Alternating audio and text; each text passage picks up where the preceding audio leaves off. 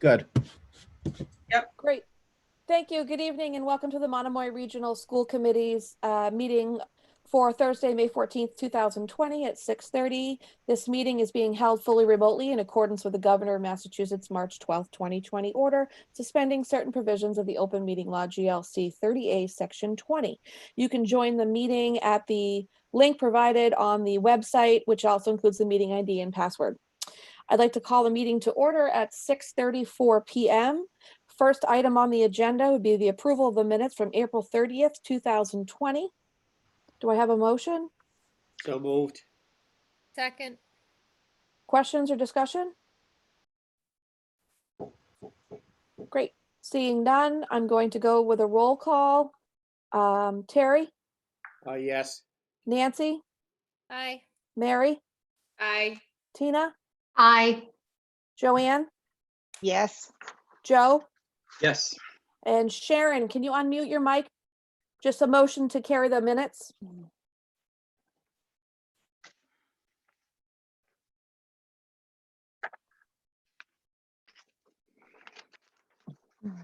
Hi, Sharon. We're just a motion to approve the minutes, a yay or nay.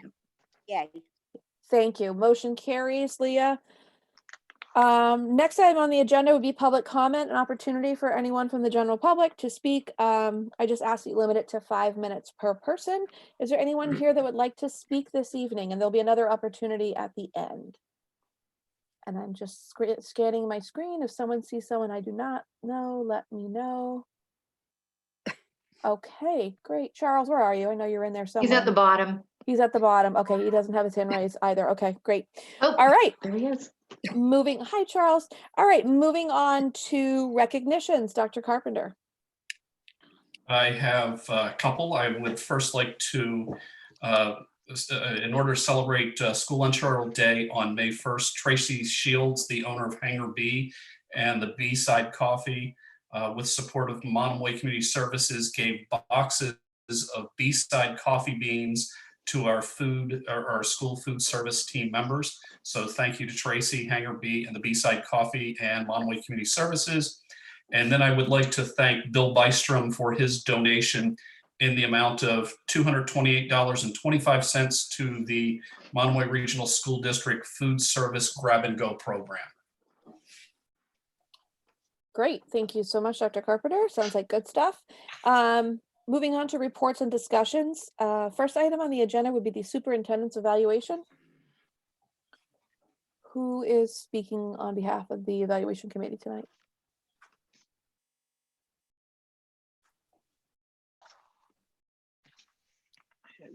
Mary?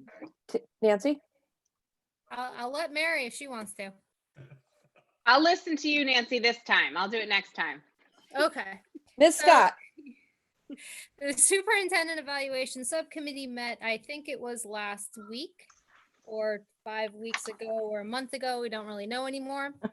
To review the update of the superintendent goals and to also set a plan to finalize the evaluation for the 2019-2020 school year for Dr. Carpenter.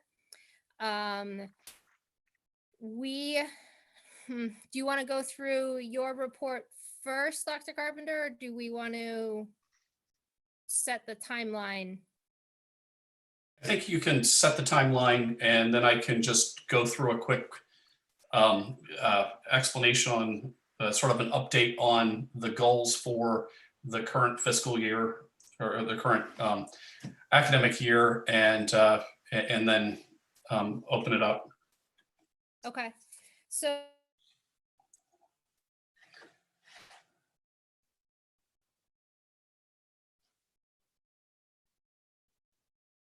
Did Nancy freeze? I think she's frozen.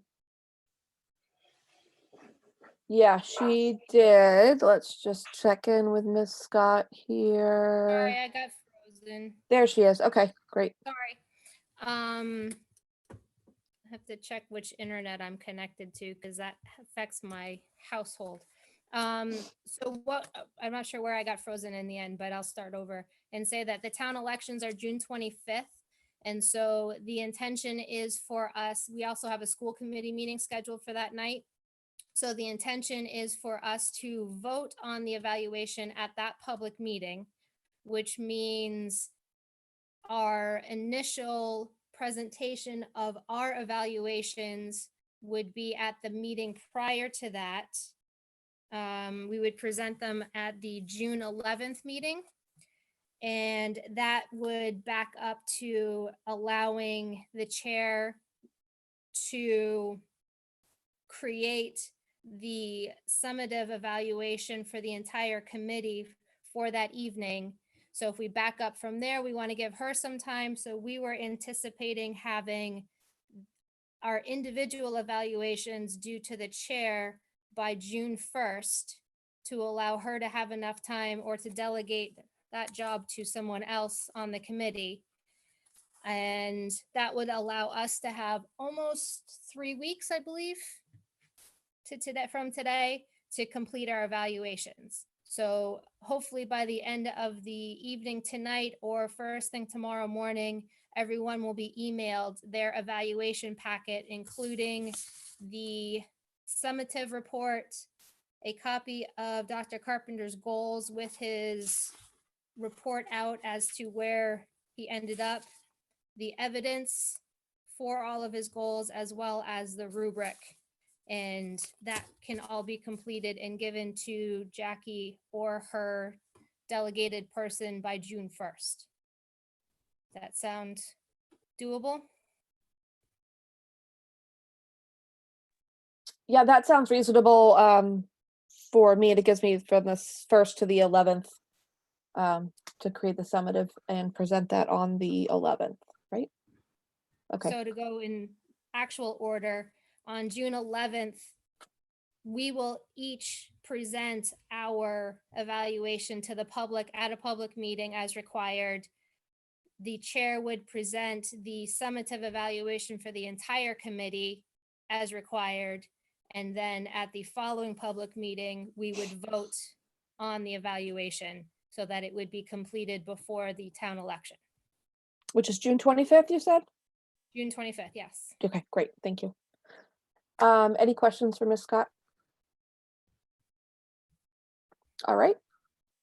That about conclude that, Ms. Scott? I believe so. Anybody, did I miss something? Joe?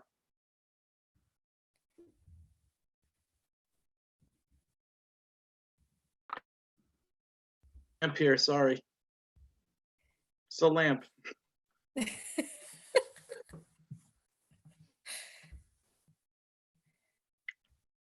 Now I'm muted. Okay, great. Not seeing any hands raised. It was just Joe's lamp, so it looks like we are good. All right, moving on. Item number 2, the FY21 Regional School District Interim or 1/12 budget. Wait, does he want to report out on his, Dr. Carpenter? Oh, excuse me. That's what I thought. I asked if we were concluded. So you didn't raise your hand. Dr. Carpenter. Just happy to at least remind everybody what were in the superintendent goals last year, and I'll do a condensed report. You'll get the whole enchilada that I shared with the evaluation subcommittee. One of the first professional practice goal was to expand community outreach by having 3 conversations with the superintendent over the course of the academic year.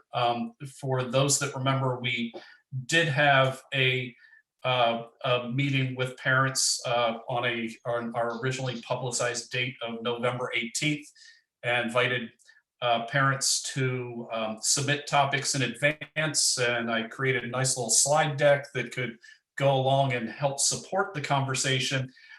At the time, if we remember back to November 18th and that time frame, and I think Joe Powers might remember this well, the hot topic was a community playground at Harwich Elementary School, and there was a lot of focus at that conversation related to the elementary school. We also had a shift recently in the shifting from MCLP to YMCA, running an after-school program at Harwich Elementary. We had, and we invited parents to to say what topics they wanted. One of the things that was interesting, it was the quintessential Murphy's Law, where where all of the parents that submitted stuff that they would like to talk about did not show up at the conversation. We still did a brief touch base on each of the topics that they wanted to talk about, and then opened it up. But but that was the gist at the time. We were going to have a second conversation that was supposed to be sort of as we were heading into town meetings, and it was scheduled for March 17th, which was right before or just after the school closures due to COVID-19. So we did have a well-attended virtual meeting on April 29th, and I will go and have an additional meeting with parents a little bit later this year before we close things out, to just touch base with how's distance learning been going, and hopefully as we hear from the governor and as things play out over the next month, we'll have some foreshadowing of what the fall looks like. So I imagine that would be the bulk of the conversation at a virtual meeting with parents that would come. This past virtual meeting, you can imagine the bulk of the discussion dealt with distance learning, but actually I think most of the questions coming from parents were really focused on graduation and what graduation might look like. But that will be a report coming later this evening from Principal Burkhead. One of the other things that was on one of my goals was to support the professional development of evaluators through learning walks and informal observations. So I conducted a number of those over the course, of the year. We were focused in those learning walks on, what were the learning objectives in the classroom, student engagement in the classroom at the time. Were students demonstrating critical thinking? Was there differentiation in the lesson, for all students? And what was the grade level of the work that was being done in the classroom relative to what grade level of students, students we had? We've also, part of that overall goal was to really work with Mark Smith in helping support us getting to a resolution on updating the evaluator frameworks. I know Mark, Mark and I worked with the administrative team on, coming up with suggestions on how the evaluator or how educator evaluation could be improved in our district. And those conversations were ongoing with our union before COVID-19 derailed the face-to-face conversations. One of my goals for next year was moving the strategic plan forward. And in the document that you'll get, I list out every school committee meeting that we've had over the course of this year and what was the strategic plan link at that, or what was the strategic plan or something from the strategic plan that was gone over, with the exception, I think, of only 3 school committee meetings over the course of the last year. There's been some aspect of the meeting that has been focused on the strategic plan. One of the goals was to support district families by collaborating with community partners to expand early childhood options. It was nice to see us launch the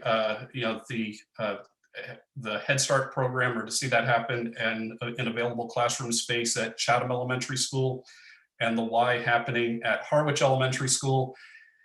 And as things played out, COVID-19 temporarily caused each of those to close.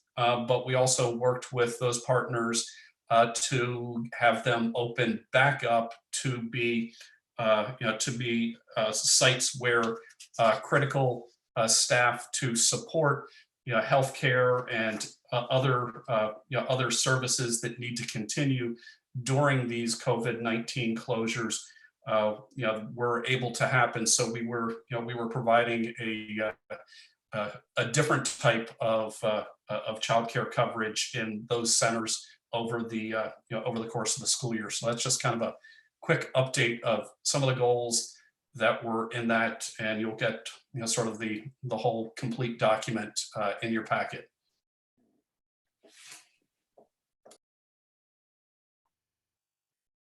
Okay, great. Thank you, Dr. Carpenter. And now I think that sums up the superintendent's evaluation. Sounds good. All right. Moving on to the FY21 Regional School District Interim or 1/12 budget. Katie, do you want to start with a description of what a 1/12 budget is, and maybe perhaps, because I think one of the things for the school committee will be how does excess and deficiency get used or have to get used, as we found out, as you put forth a 1/12 budget. Good evening, everyone. Katie Isernio, Business Manager. Good to see everybody. So these are interesting times, to say the least. And yesterday afternoon, we received a question and answers on the FY21 Regional School District Interim or 1/12 budget process dated May 13th that we received from the Department of Education. And it's a, how many pages? It's a 9-page document with, all kinds of questions about different scenarios. The 1/12 budget is part of a regulation that has been in place, not COVID-19 related. It's in place as a mechanism if by any chance in a regular year, a regional school district doesn't have an approved budget by July 1st, approved by their member towns. So obviously with this situation, it just is just expanded that much more, and it ties into the fact that town meetings at this point are scheduled, but fingers crossed may or may not be able to be held. And until that time, we may not on July 1st have a budget to go by. So the Department of Ed will be sending to us a template. We don't have it yet. It should be coming out, if not Monday, if not tomorrow, I'm sure at the very beginning of next week. And what we need to provide to the Department of Ed is our FY20. It's 1/12 of our FY20 budget. However, some of the other pieces of it, like the Chapter 70 monies and the minimum contribution, is based on the most recent posted numbers, which would be the governor's numbers that were posted in January for FY21. So there will be a template that we'll be completing, and it is going to be due to the Department of Ed on June 1st. Looking at, and then the commissioner sets the 1/12 budget.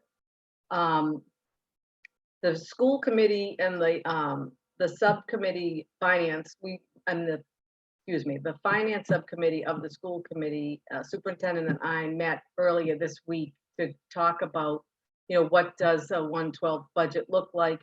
What does that possibly have an impact on our towns? And how can we be proactive in addressing potential shortfalls in a 1/12 budget based on our current budget, which had an increase of 2.4% over FY20. There's some pieces, fortunately, I guess, in my career, I've never had to go through a 1/12 budget process.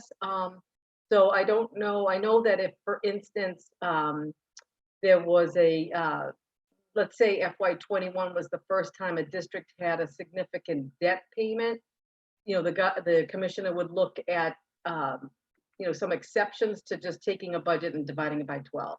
I don't think it's as simple as that process. So there were some individual things. One of the sayings that we kind of banter about, business manager humor, is that, depending on the situation, your mileage may vary. So different districts might have other factors when the 1/12 budget is set. That being said, one of the things that we looked at is, the reality of COVID-19, the reality of this shutdown, and the revenues of our two towns, particularly here on the Cape, so dependent on our tourism, trade, fishing industry, et cetera, et cetera. So we were looking to be proactive in how might we be able to address this 1/12 budget. And we took the approach of looking at what did the FY21 budget increase over the FY20 budget.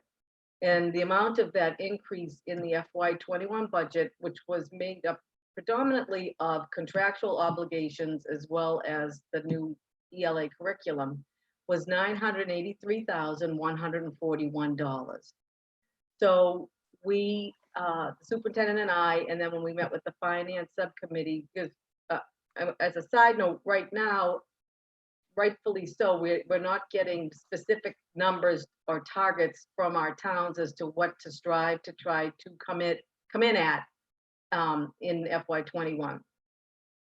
So we went through and looked at areas in looked at the $983,141 that the budget increased, and said, let's at a first blush approach a level funded budget, over FY20 to FY21.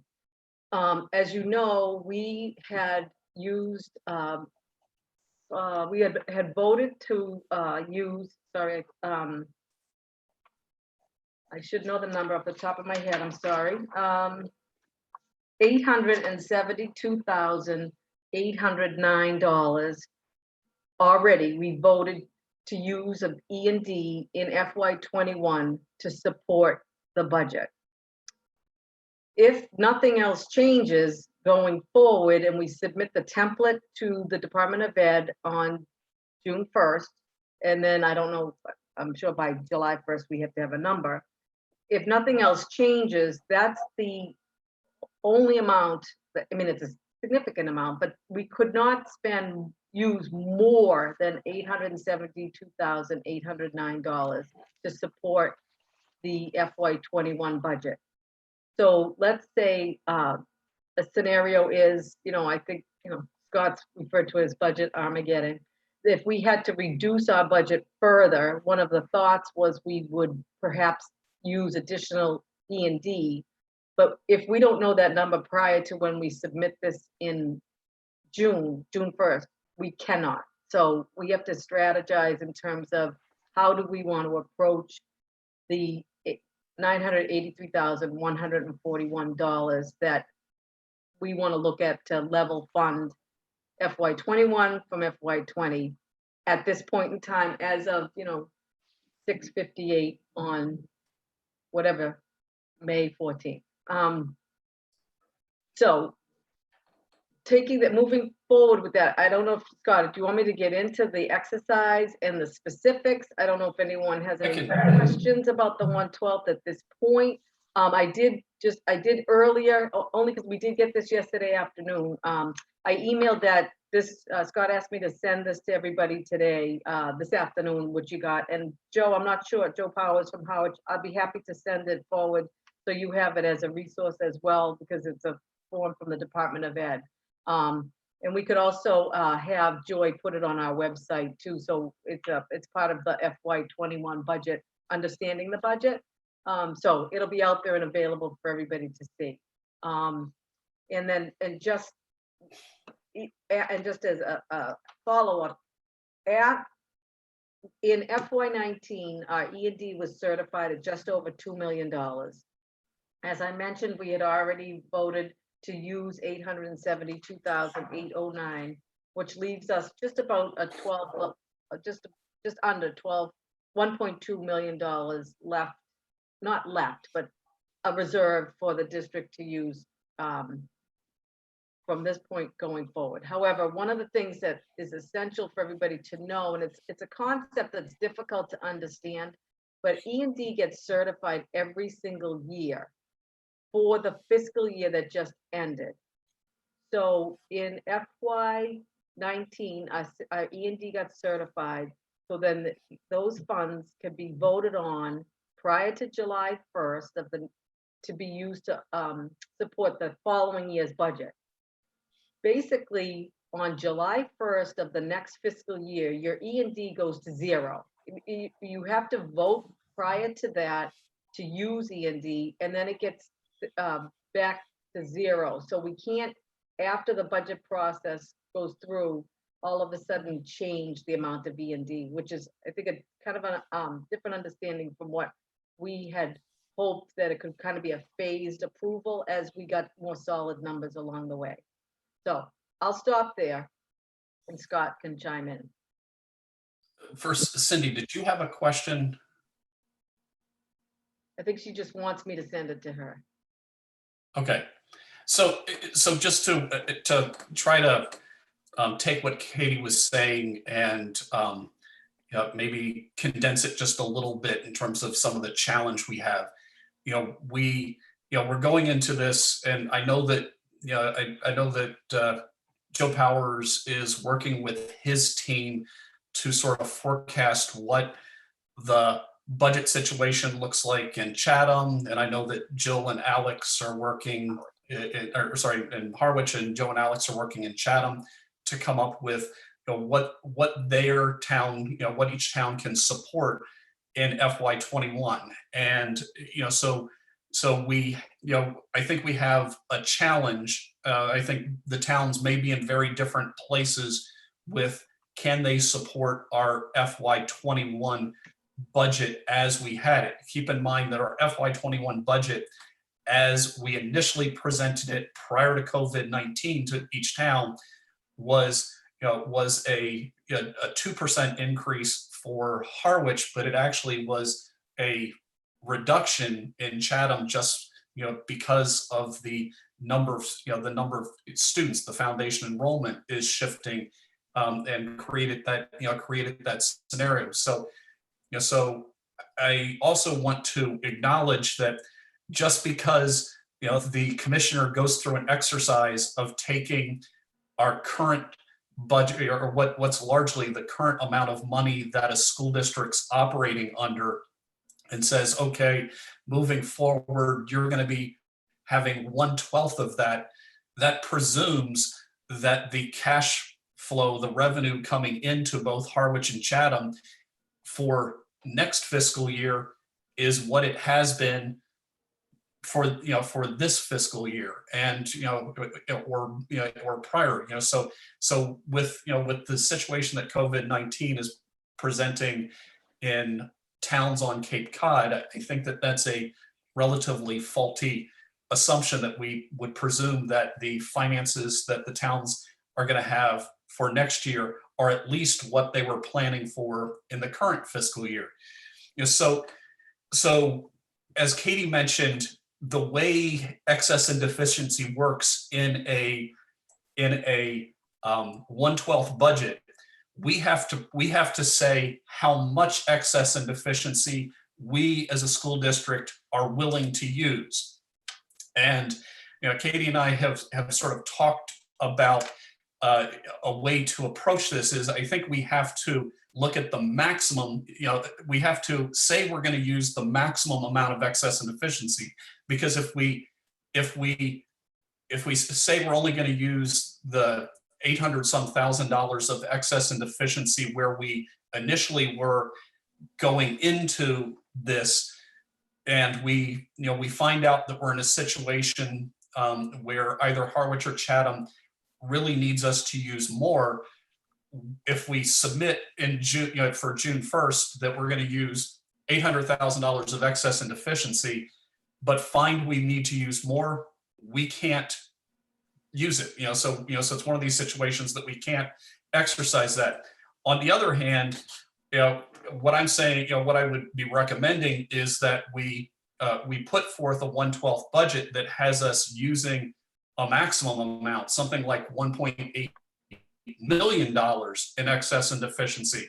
The challenge or the fault there is, while $1.8 million in excess and deficiency might allow the school district to get through FY21, if 1.8 million in excess and deficiency is something that that Harwich and Chatham could both support on their end, it sets us up for FY21 is just untenable, because now we don't have, or FY22 is untenable because we don't have another $1.8 million to support a budget in FY22.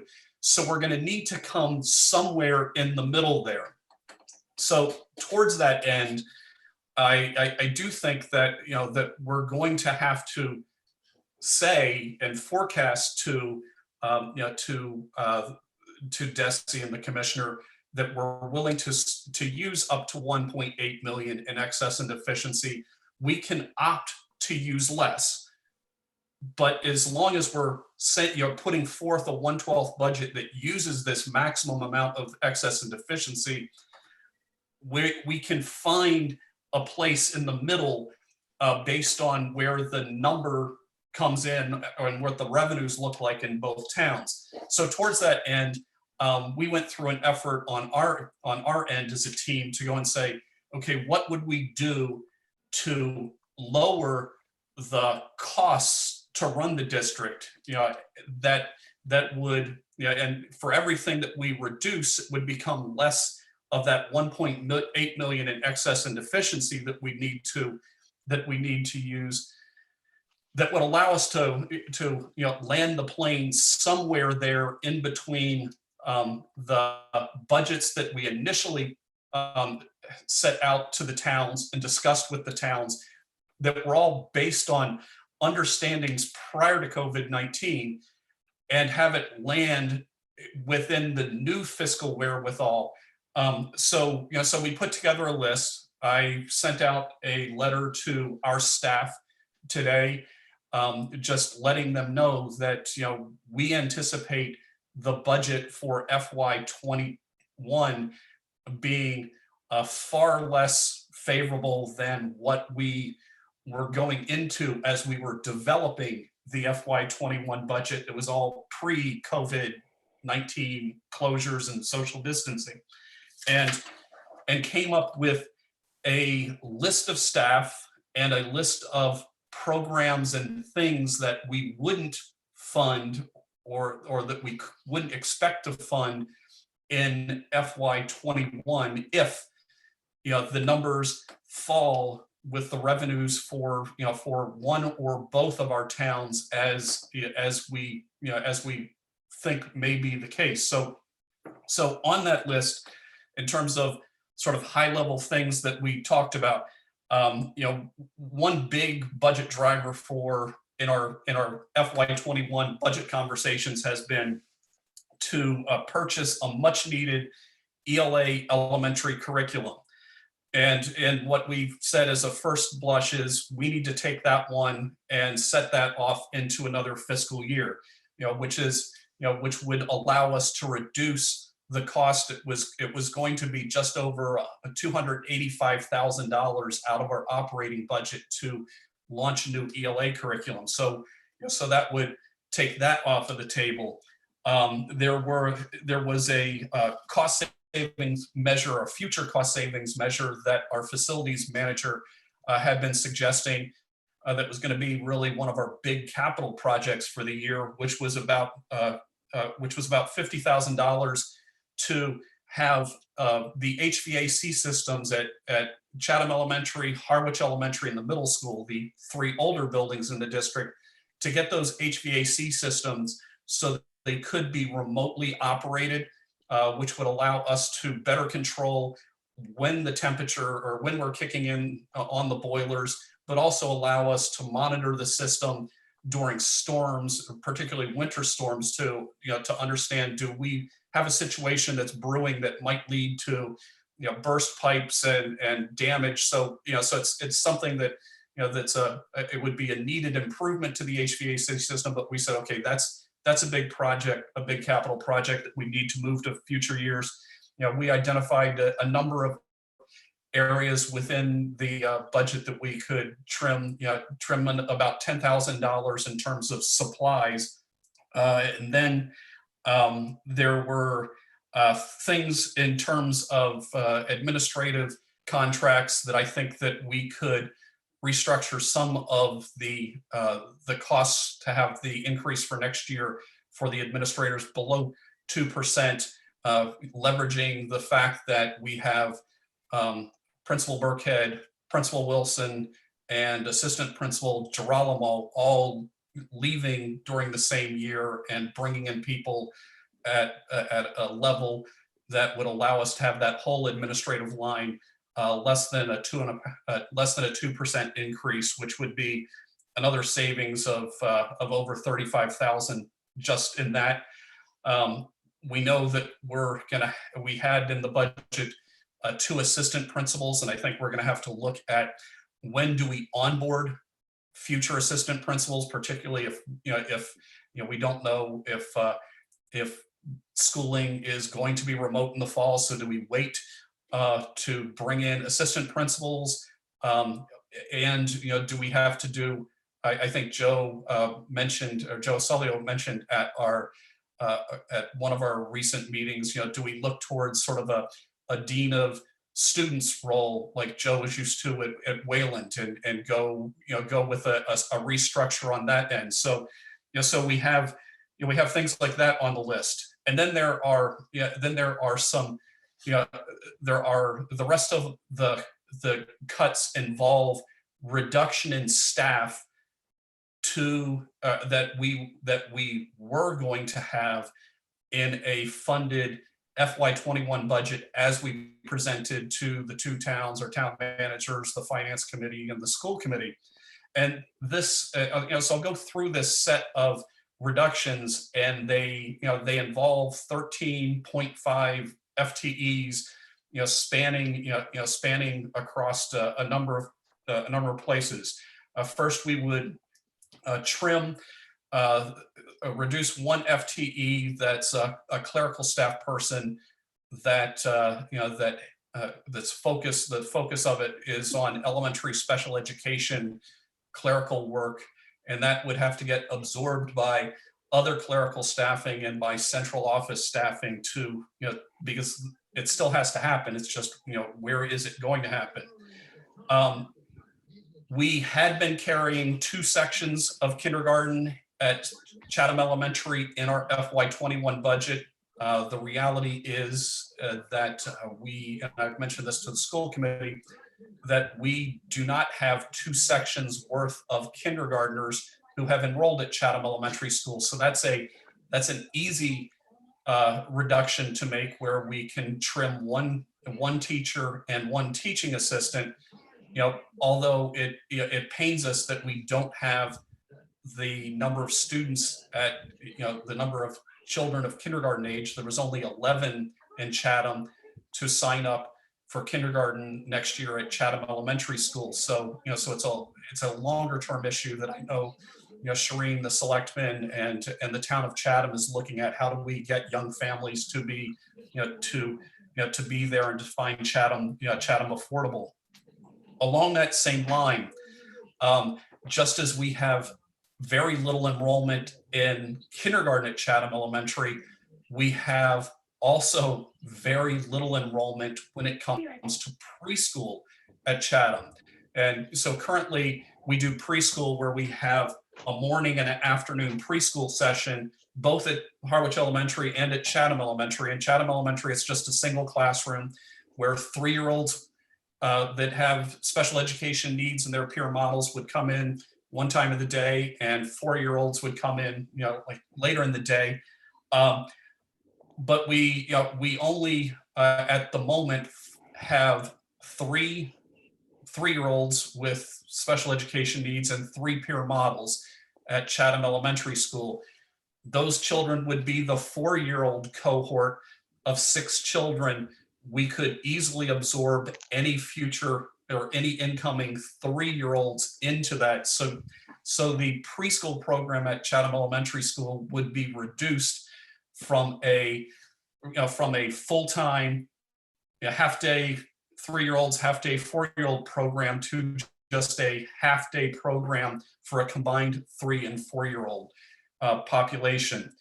So that finds us reducing 1/2 of an FTE, teacher FTE, and 1/2 of a teaching assistant FTE at Chatham Elementary School.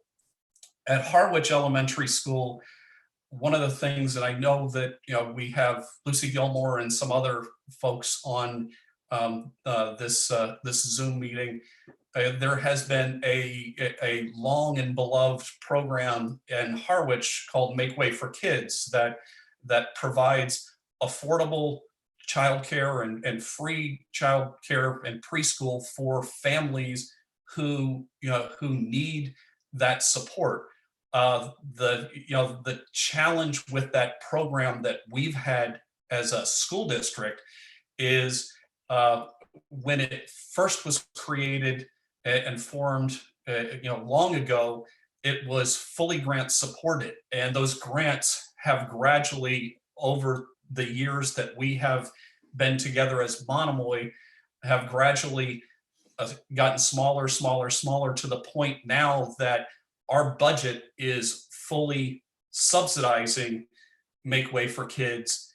So it would make sense for us to not have Make Way for Kids anymore, and to work with our community partner in the YMCA to support the families that are with Make Way for Kids. And I believe that Mary Oldak has reached out to the YMCA, and the families that have that are low socioeconomic families that need that financial support.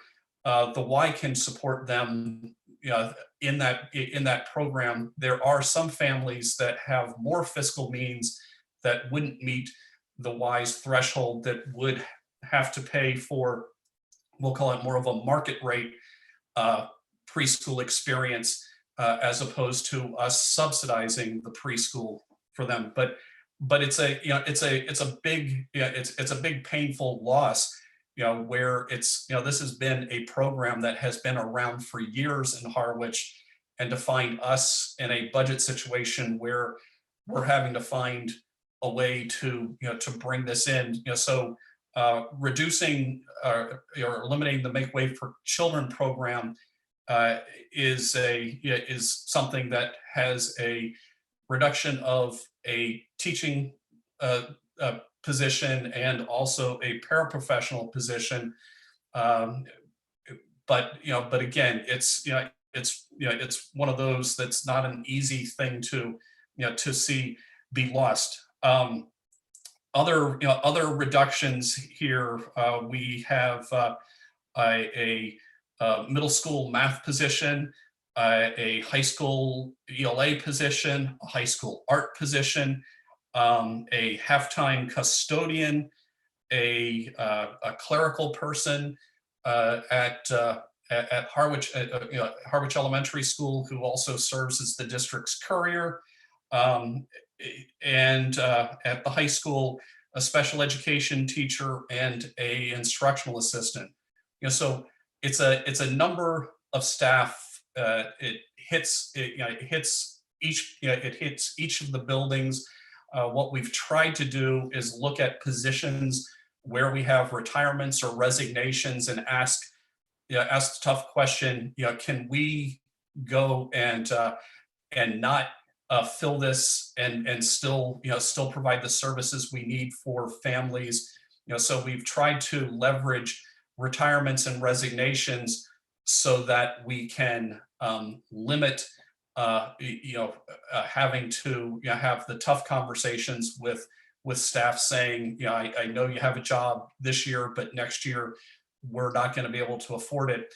I did have the principals have conversations with about 10 people today, 5 support staff and 5 teachers who are amongst that list, who would be vulnerable and not have positions if, if we had to reduce staffing to make sure that we have the amount of excess and deficiency that we're using not be so much to make it unstable for us as a district as we head into FY22 and beyond. But all of this, again, is fluid. I know we'll wait to hear more from Jill and Alex and from Joe and Carol over in Harwich, and I do think as a school committee, I'd strongly suggest that we pull our finance subcommittee together again before our next meeting. I've been reaching out to both town managers just to make sure what the wherewithal of each town is at meeting a 1/12 budget over the long haul. Does it need to be is the final number where town meetings will need to be below a 1/12 budget? So I think we'll need to, hopefully we get some more clarity from both towns between now and our next meeting. But at our next school committee meeting, we will have to vote a strategy to put forth for a 1/12 budget. And my suggestion at the moment, given what are the advice that we've gotten from DESE and how you have to use excess and deficiency, is I think it would make sense if things don't change appreciably between now and next meeting, to vote to use a maximum amount of excess and deficiency, and find ourselves trying to find some midpoint between staff reductions, given the list of things that I've just brought up in terms of staff reductions and programmatic reductions, and to lower a $1.8 million use of excess and deficiency to hopefully land the plane at a place where we can bring FY21 in at a level that makes sense fiscally for both of our towns, but also sets the district up in a realistic place where we can function heading into FY22. And I know that I think some of the challenges that this is providing to all communities is I know this this is making closing out FY20 with revenues short for the current fiscal year. There's challenges in what FY21 is going to look like as this plays out, and there's no clear end to the social distancing closures that are happening, and then what's the long-term impact in FY22 and beyond. So I'll stop there. I've talked more than enough. Katie? Thank you. And I just want to add to the superintendent's comments in that, for the purposes of tonight's meeting and tonight's discussion, everything has been condensed, but this has been a painful process and a thoughtful process, and we've had hours of conversation and, different versions and things are on and off and up, so I think that's important that this, it seems neat and tidy, but it's a painful process, and it's not one that came very easily. And I'll just mention this one thing, that I think gets at that sort of painful piece. I look at my role is to take care of children and families, but I also need to take care of our staff and their families. And I think one of the things that has kept me up late at night, night after night, is what's the impact, the long-term impact of all these COVID-19 closures on our budget, and how does that impact our staff and their families? Like, who do I need to let know you really should be out looking for a job? We'll support you. And one of the painful things about today is there were so many people that principals were talking to who I look at as franchise players. One of the teachers that I know Mary spoke to today is somebody that I went into her classroom at the beginning of this school year and mentioned to her that, and just thanked her. I said, the previous school year, your classroom was the one that when I went in, there was sort of like the greatest things happening in it of all the visits and all the times I've been in the classrooms.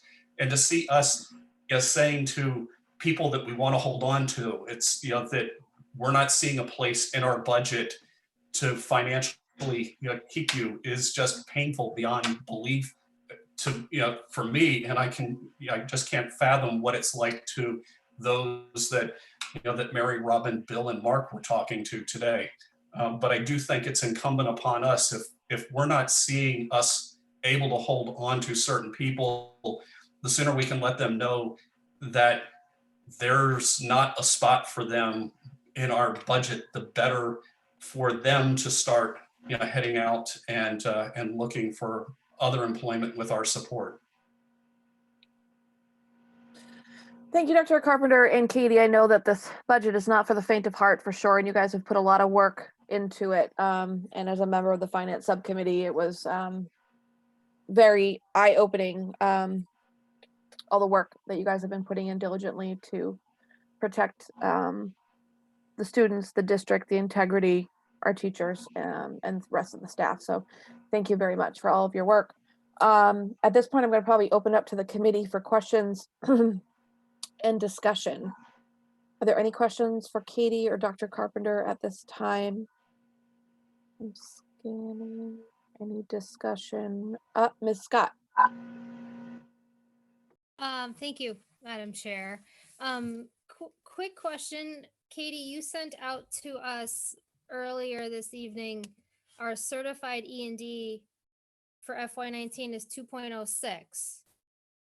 So I am by no means recommending this, and I'll explain why more in a moment, but why did we keep hearing the 1.8 number being used as a maximum for FY21?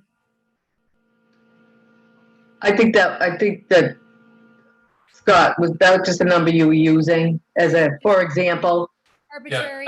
I think it was. I think it was in conversations Katie and I have been having. It's sort of a blend of we have to reduce roughly $900,000 to come in at a 1/12 budget, and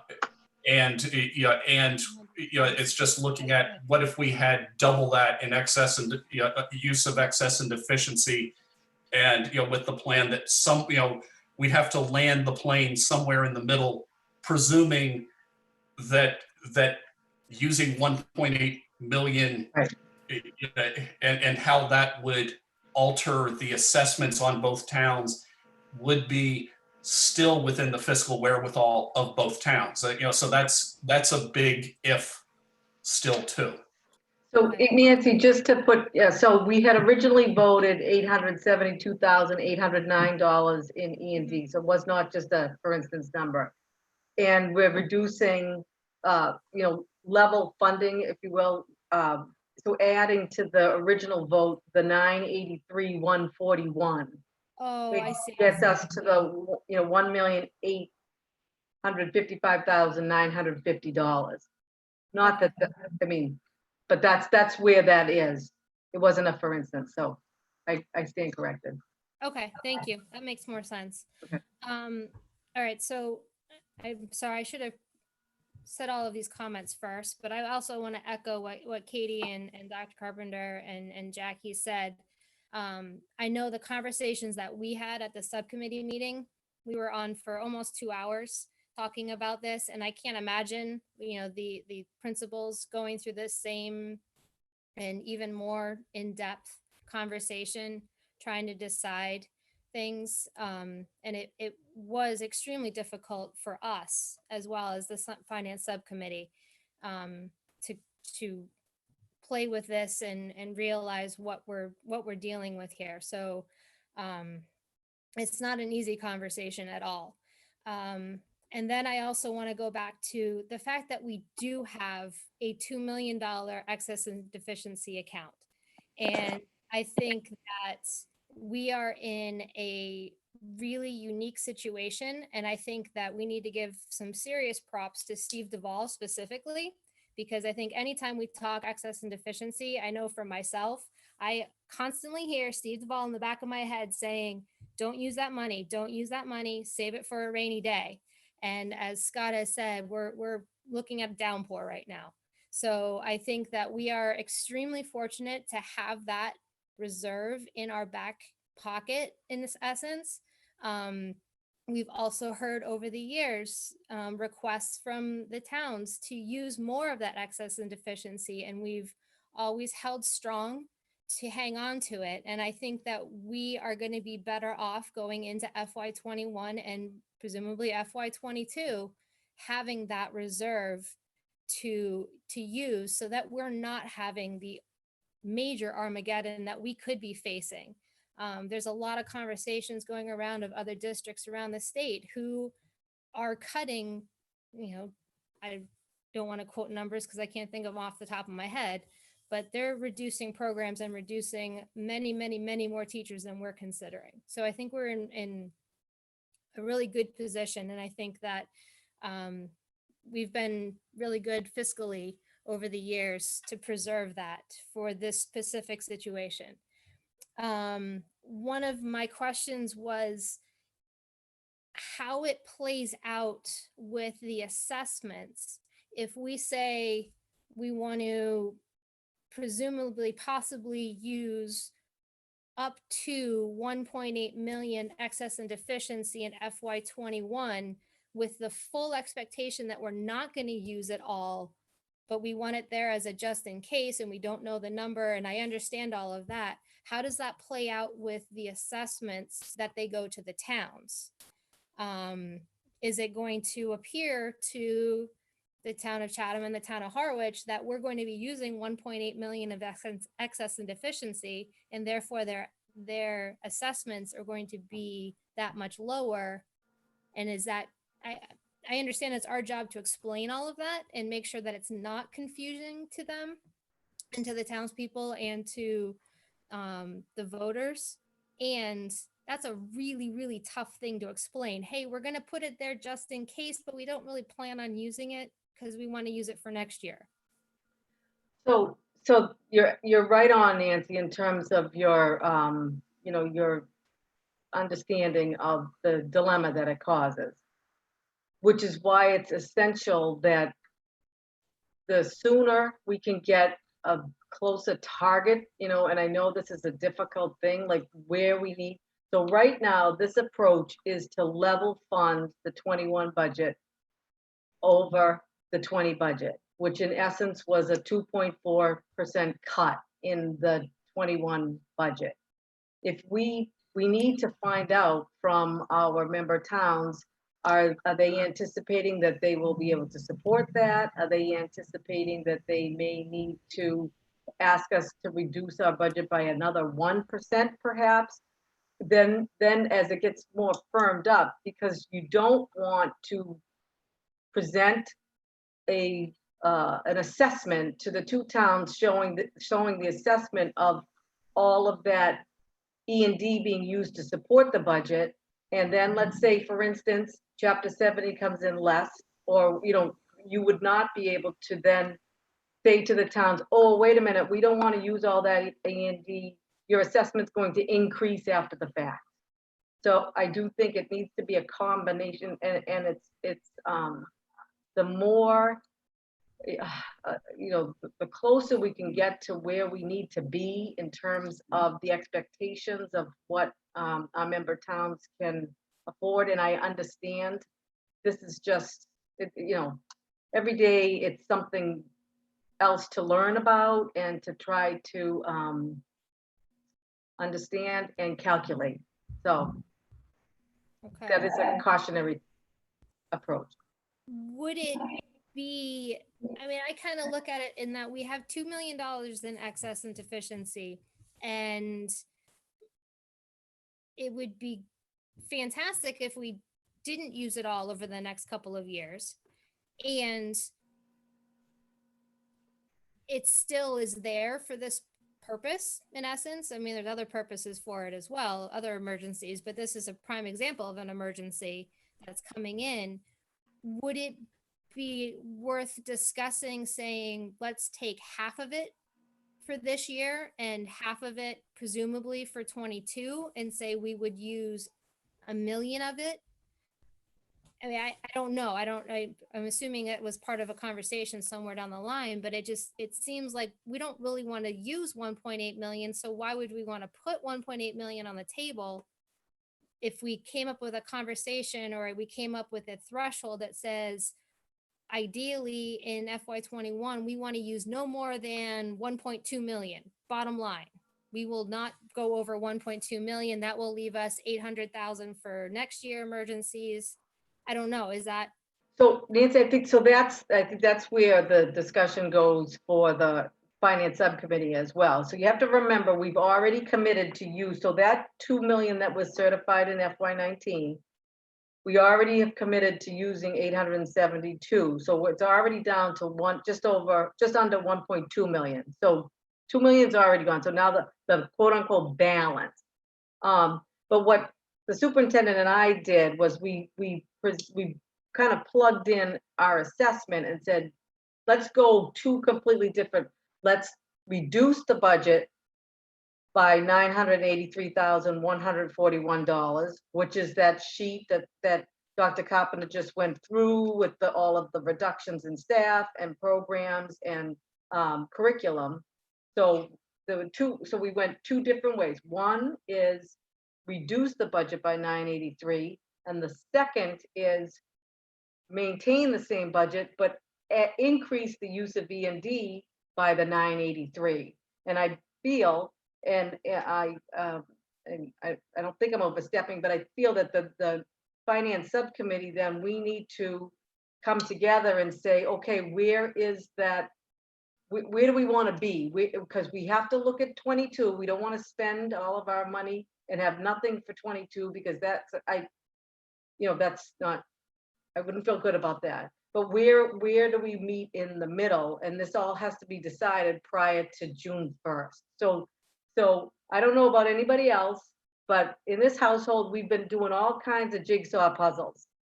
And and right now, this is like a giant jigsaw puzzle, and we need some more pieces to finish. I think we've got the edges all done, but we need some more pieces to finish up the FY21 where we want to land. And I think that that's going to be some of the conversation for the finance subcommittee, that I think chances are we'll probably meet more than once between now and the next school committee meeting. Okay, thank you.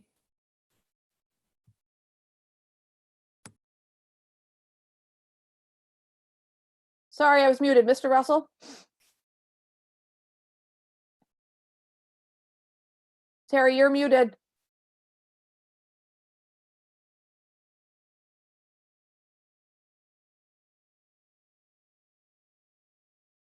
Terry, you're muted.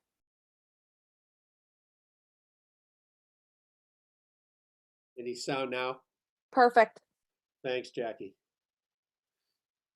I just echo Nancy's questions. I think from our 2 day ago finance subcommittee meeting, the clarity, I think, is good for all of us to hear this a second time and a third time.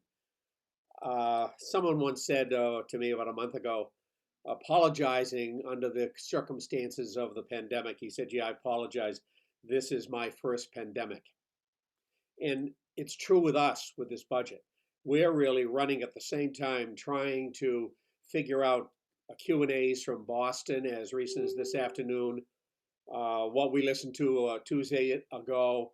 So yes, I don't see any great insights on my part. I think that a good portion of the Indian, I think we're in a healthy position, so we're very fortunate, would be thrown in, as I understand it, right at this stage, thrown in towards the 21 budget, with the understanding you can't add to that, but you could take back. That being the case, and I think Scott and Katie alluded to this, we're about yeah, halfway in this jigsaw puzzle, it's 1,000 piece. We need those 2 meetings to take place, the minimum, either with a subcommittee in finance, and then with Joe Powers in the Howard Select Board and our members sitting in a session where we get a little bit close to what they see the harm is. And then we can begin to start to revisit that E&D money. And I agree with Nancy that I think as short range as 2 years, I really think we need to make sure we have some handle on what 22 would look like. Thank you, Terry. Just looking, Tina, oh, Joe, Mr. Osceola.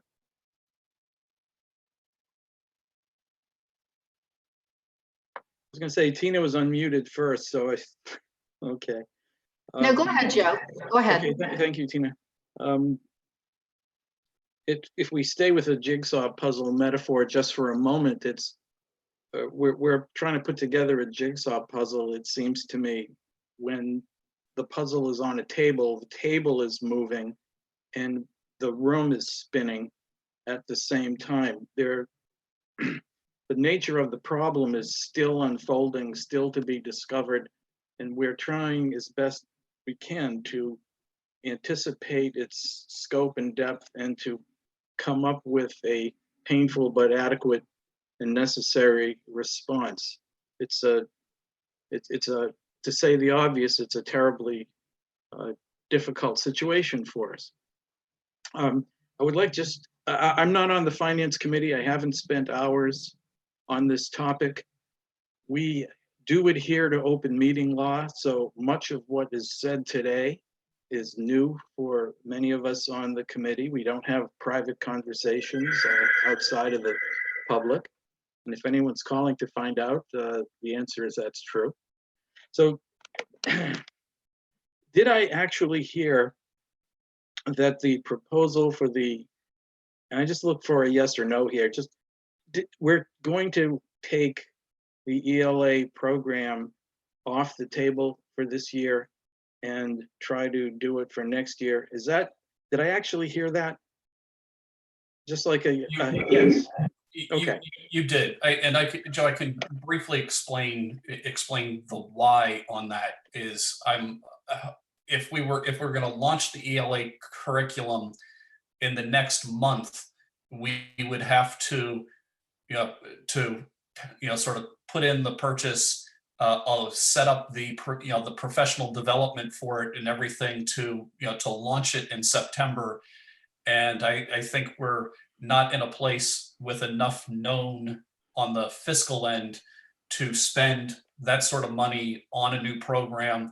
And we aren't in a place to green light, sort of face-to-face professional development that launching the program would require. But we definitely need it. Well, those problems make sense. As I said, the scope is still being discovered. Unfolding a program is not a one-time act, and it requires much more financially and as well as time and so on.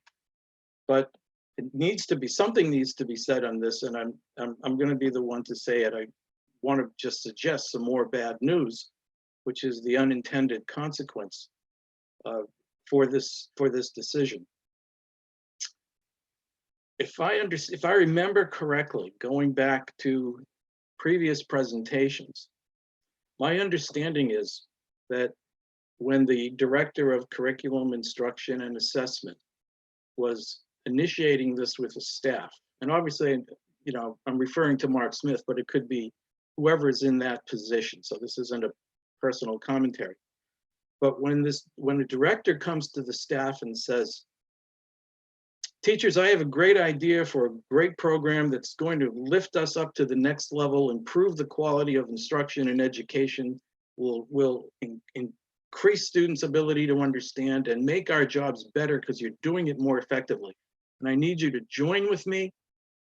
We're going to investigate, study, we're going to do site visits, we're going to talk some more, we're going to achieve consensus.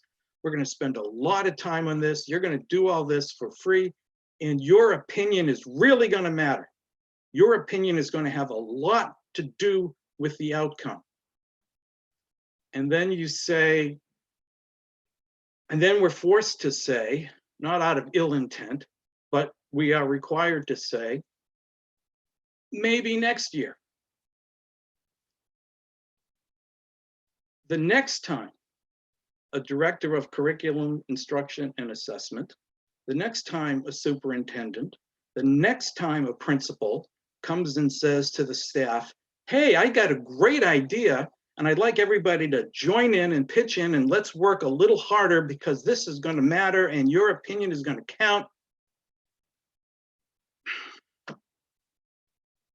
If you can get past the cynicism that you've already built, you will be a very, very convincing and articulate person. The end result of this has got to be to teachers, you know, if I sat back for 2 years and did nothing, the result right now would be no different. What we have is a promissory note that we'll revisit it next year. And right now, next year is not looking certain. This is even worse than some guys promised to, maybe I'll call you up for a date sometime. This is even less. Painful is the mildest way of putting it. I think the effects on morale are going to ripple out and be negative for the district. And the pain of this is not confined to tonight or the next couple of months. And I don't say this in the sense that anybody is doing something lightly or making a mistake. There's only so much money and there's only so much you can do. But these like many other actions, have consequence. And one other suggestion before Mr. Russell or Tina next, I think, jumps in. To my friends and colleagues and comrades on the finance committee, that Terry and Jackie, Tina, Nancy, would you consider taking up a conversation about reductions? More, I think it would be more symbolic than really cost effective, but the symbolic would matter a lot in this time, to suggest that the reductions come to the superintendent and the central office staff as well.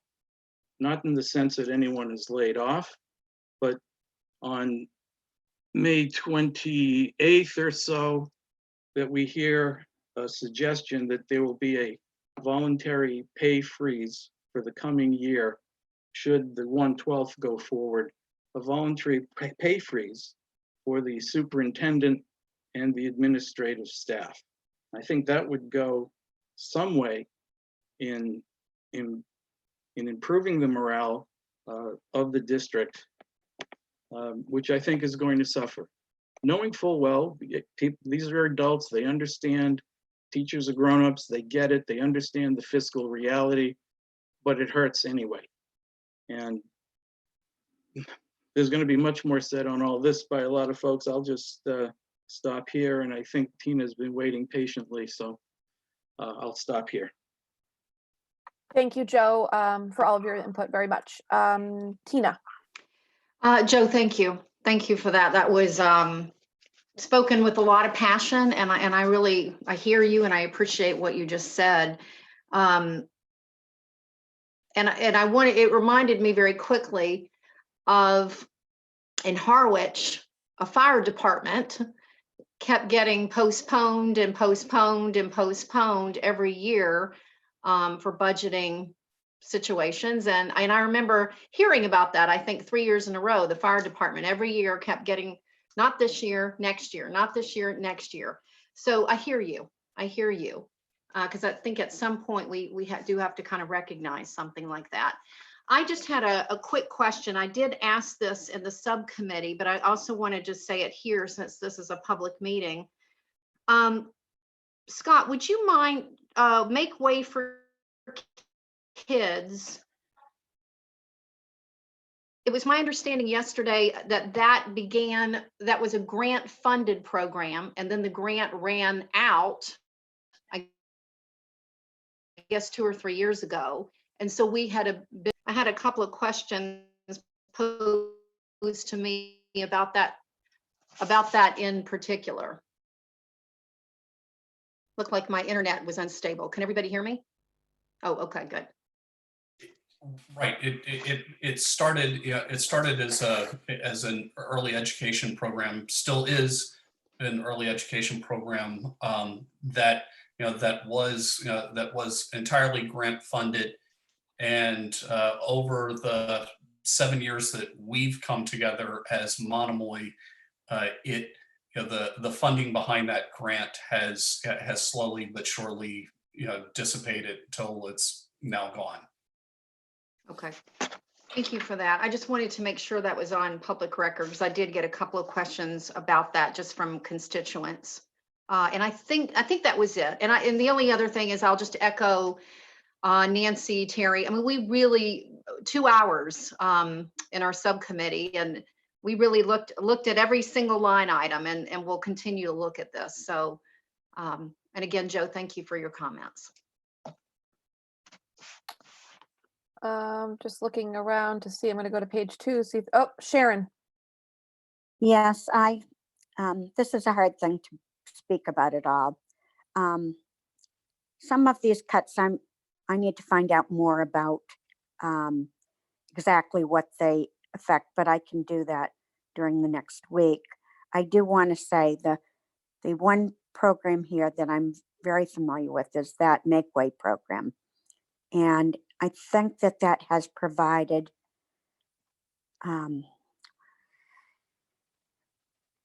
really more than most preschool programs for children. And I'm not sure that can be replaced by, I know that physically kids can go someplace else, but Mrs. Levy, I understand, is retiring. So I do understand that if we're going to do it, now's a good time. But that program has meant so much to so many children, what has gone on with that. That's all. Thank you, Sharon. Terry?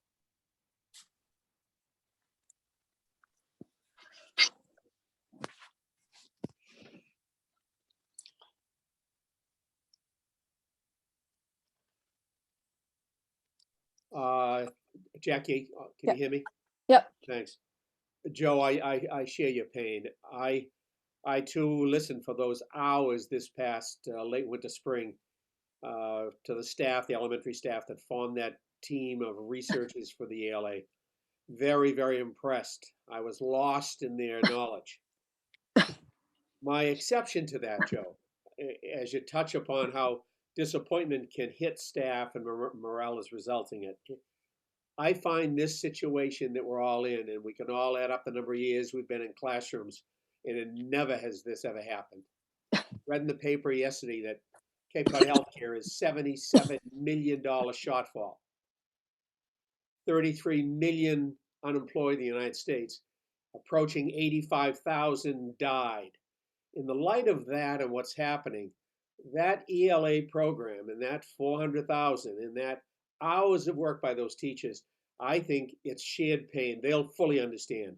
All of them have been at home trying to create an hour or 2 or 3 hours of work and interest for kids on a computer. So I think in this case, the missing of that ELA program will, in the long term, if we can't make it up, and I don't see next year as very hopeful either, even if we go 1 year at a time, that's going to really hurt the kids if we all were convinced that that's the way to go, that key program. However, as far as the effort put into it at the stage we were in before COVID, I fully think the staff would understand totally where we find ourselves in trying to recoup and save the best we can. And if it has to be 280,000 out of the general budget to hold off for the ELA. This is such a crisis that the likes of which I in my lifetime have never seen. So I think the staff will fully understand that, and when the time comes again, we'll go right at it. That's my opinion. Thank you, Terry. And I just wanted to echo that. I echo everyone. I am on the finance subcommittee. It was a very long, arduous meeting. Lots of, what if we do this? What if we do that? What if we move this? What if we move that? Where's there a pocket? What can we find? And I think it was all handled fairly well to now. Thank you, Ryder. Just take it back. Sorry. So anyway, my frame of mind at this point is, we'll start with Joe, that 100% we are a educational institution. And this is a discussion that we had over the cost of the program, all of the work that went into the program. This is what we do. And when we started talking about meeting the budget needs of the towns prior to COVID, this was one of the major discussions on keeping a sizable curriculum in there and the importance of it and the role that it played and the work that went into it. And without a good curriculum, there's a lot of other things that we would not be able to accomplish moving forward. However, when COVID happened and we started to have to dramatically cut our budgets, and then we're presented with a 1/12 challenge, in my opinion, when I started looking at the cuts and where we could go and what we could do, never would I have ever thought it, but I would rather see an ELA program not purchased and keep my teachers in their jobs, and with the hope that we all have the same passion and we have the same agendas of moving that ELA program forward. And I don't think that we're going to lose motivation from our teachers, because I think they are just as passionate about it as we are, and they are just as understandable about it as we are.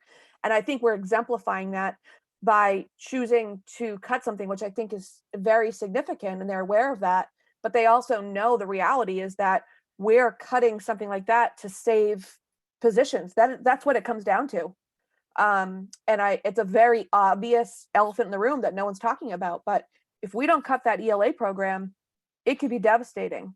And I think that we can manage going forward with what we have and the great staff that we have. And, Scott mentioned earlier discussions that the principals were having to have with staff earlier today that never would we even think we would want to lose. And that's the unfortunate part of this. And I think that as a team, as a district, that, we can move forward from that. But I do appreciate your passion and your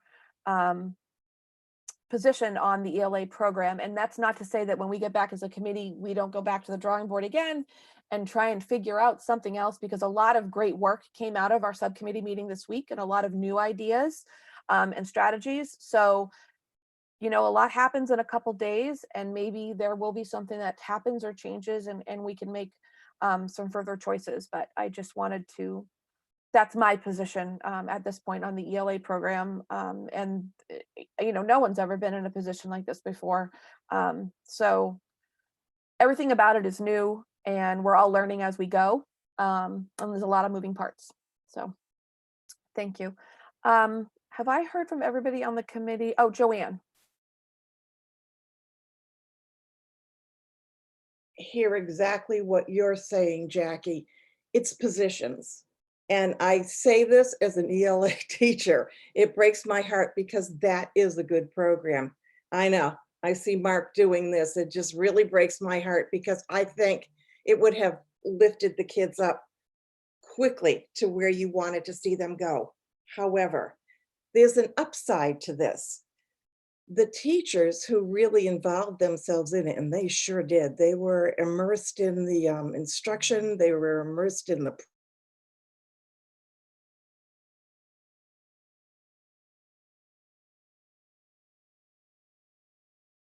Did Joanne freeze? Joanne? Yeah, she's frozen. She's frozen. Oh, there she comes. Oh, there you go. Joanne, you froze. I know, my internet, like me, is unstable, so there you go. Hey, all right. But at any rate, if you don't have good teachers and you lose your good teachers, you can't teach a program. I mean, that's the bottom line. But I will say this, and I heard it from Scott. You saw a teacher teaching that probably is pretty new, and you thought she was great. I have been on the end of that stick where I was the last one in and got my pink slip in April. It all worked out well. I kept my job. But just let them know how good they are, because right now they're not feeling like they're good.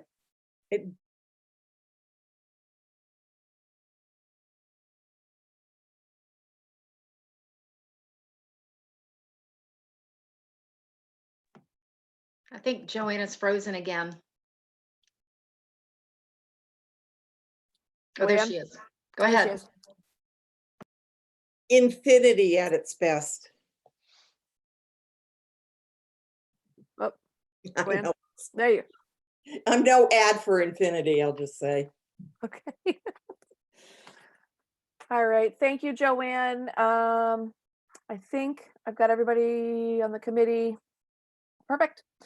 Okay. Any other further comments or Jack? discussion, questions? Mary. Oh, Mary, Can I just say two things? you can take Thank 20 you. things. Well, I don't know. Every minute counts.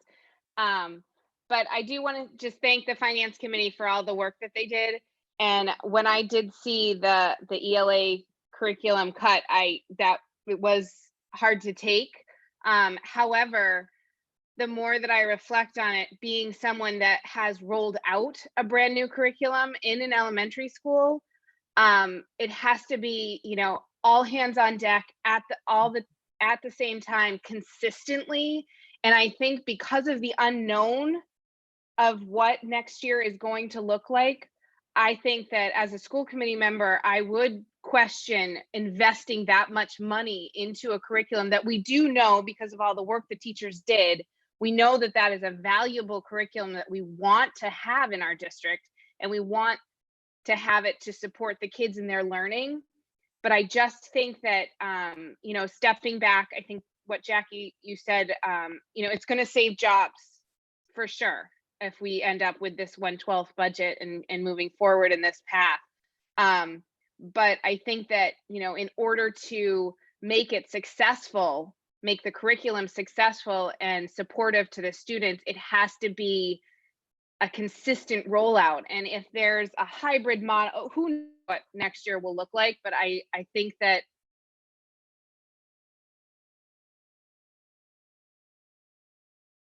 decision to pull that out right now. Thank you, Mary, very much. You froze in the middle there for a second, but I think we got you. And Jackie, your video, oh, there you are. Okay. I didn't know if that was intentional. Okay. Okay, Katie.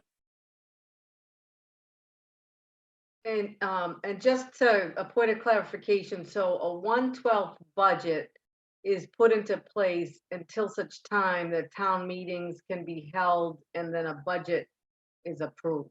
So I don't know what that piece of it is, so stay tuned on all of that part as well.